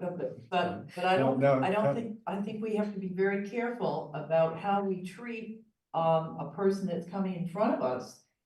Because it's 10:15 and we want to get out of here. No, I'm not saying we have to get out of here because it's 10:15. I think the question of policy is, do we entertain a recommendation to amend our ordinance in order to resolve and assist a situation? It's a broader question, and I think that I'm not yet persuaded that that's a good idea. Mr. Chair, could a delegation from this committee go and speak with the commissioner before we make any decision? I think that's, from what I'm hearing from Mr. Lee, that's not the route that we ought to follow. Maybe that we should create such a mechanism, but that we're responding to one petitioner's very, Can I ask Mr. Attorney Lee a question? yeah, Attorney Lee, are you still there? Yes. How is it that this building code was issued? How is it that this project has gotten to this point? And now there's a problem with the size of the garage? This is not fair to the applicant. Councilor Albright, I don't know the very specifics of the procedural history of it. I don't know if a permit was issued and it was built pursuant to an approved permit. I'm not saying that it wasn't, but I don't know that to be the case. I do want to reiterate that the Commissioner of ISD is not here, and I would think that we wouldn't want to make assumptions as to exactly how the project proceeded the way it did without hearing from the Commissioner of ISD. That's why I was suggesting that we go talk to him. Well, but that's, I think, not appropriate for us to do that personally, but I'm gonna entertain, Councilor, Councilor Maliki. Sorry, you have not been heard. Thank you. My previous thought was I would caution against sort of loosening the reins on underground garages. You might end up with underground parking under sort of open space rather than just limited by the footprint of the building. But I actually have a more basic question, just curious, how did this come from being in a vacant, unbuildable lot of 11,540 square feet in MR1 to being buildable? Well, that's a matter for the specifics of this project, which is not before us. So I no disrespect, that's a problem we can't answer tonight, I don't think. I wondered if Mr. Morris knew. Well, I wasn't part of it, but it was resolved prior to the issuance of the building permit. I think where we are as a committee is that we're sympathetic to I think a number of us are sympathetic to the concern you've raised, but we don't have the ability to oversight with the Inspectional Services Department. That's the ZBA's role and the inspectors here, but I also don't think we're persuaded that we should amend our general ordinances in any way yet without a study of what those implications are in order to respond to this situation. So I'm going to move no action necessary on this item. But I think, Mr. Morris, I appreciate you bringing this to our attention, but I realize that's not the remedy that you would seek, but that's what I'm going to move. There was a property years ago when we won, that was remember the Victorian ordinance where someone came in and wanted to subdivide the big old mansions, and that was. Well, that's, yeah. No, this is not about this. No, This is but, just- no, we can, I just like. Let the things over, and then we'll talk about it, but We'll that. talk about it later. I don't want to. Was that was one person who came in, a lawyer from downtown who had a piece of property, and he said, oh, I wanna do this, and he said, oh, we can't do this, we have to pass an ordinance to get it done. And that's how the subdividing these big old houses came into a long time ago, 45 years ago.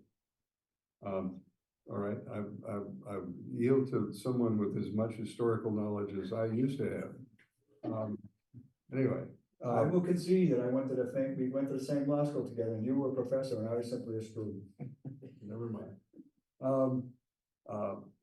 You know what Mark Twain said, the universities are places where knowledge, it says students bring knowledge in and professors never take anything out, so knowledge accumulates or something like that. Anyway. I appreciate the courtesy you've shown me, great, I said it today. All right, So, the motion. I have a question. Yeah. I don't know if you see my hand.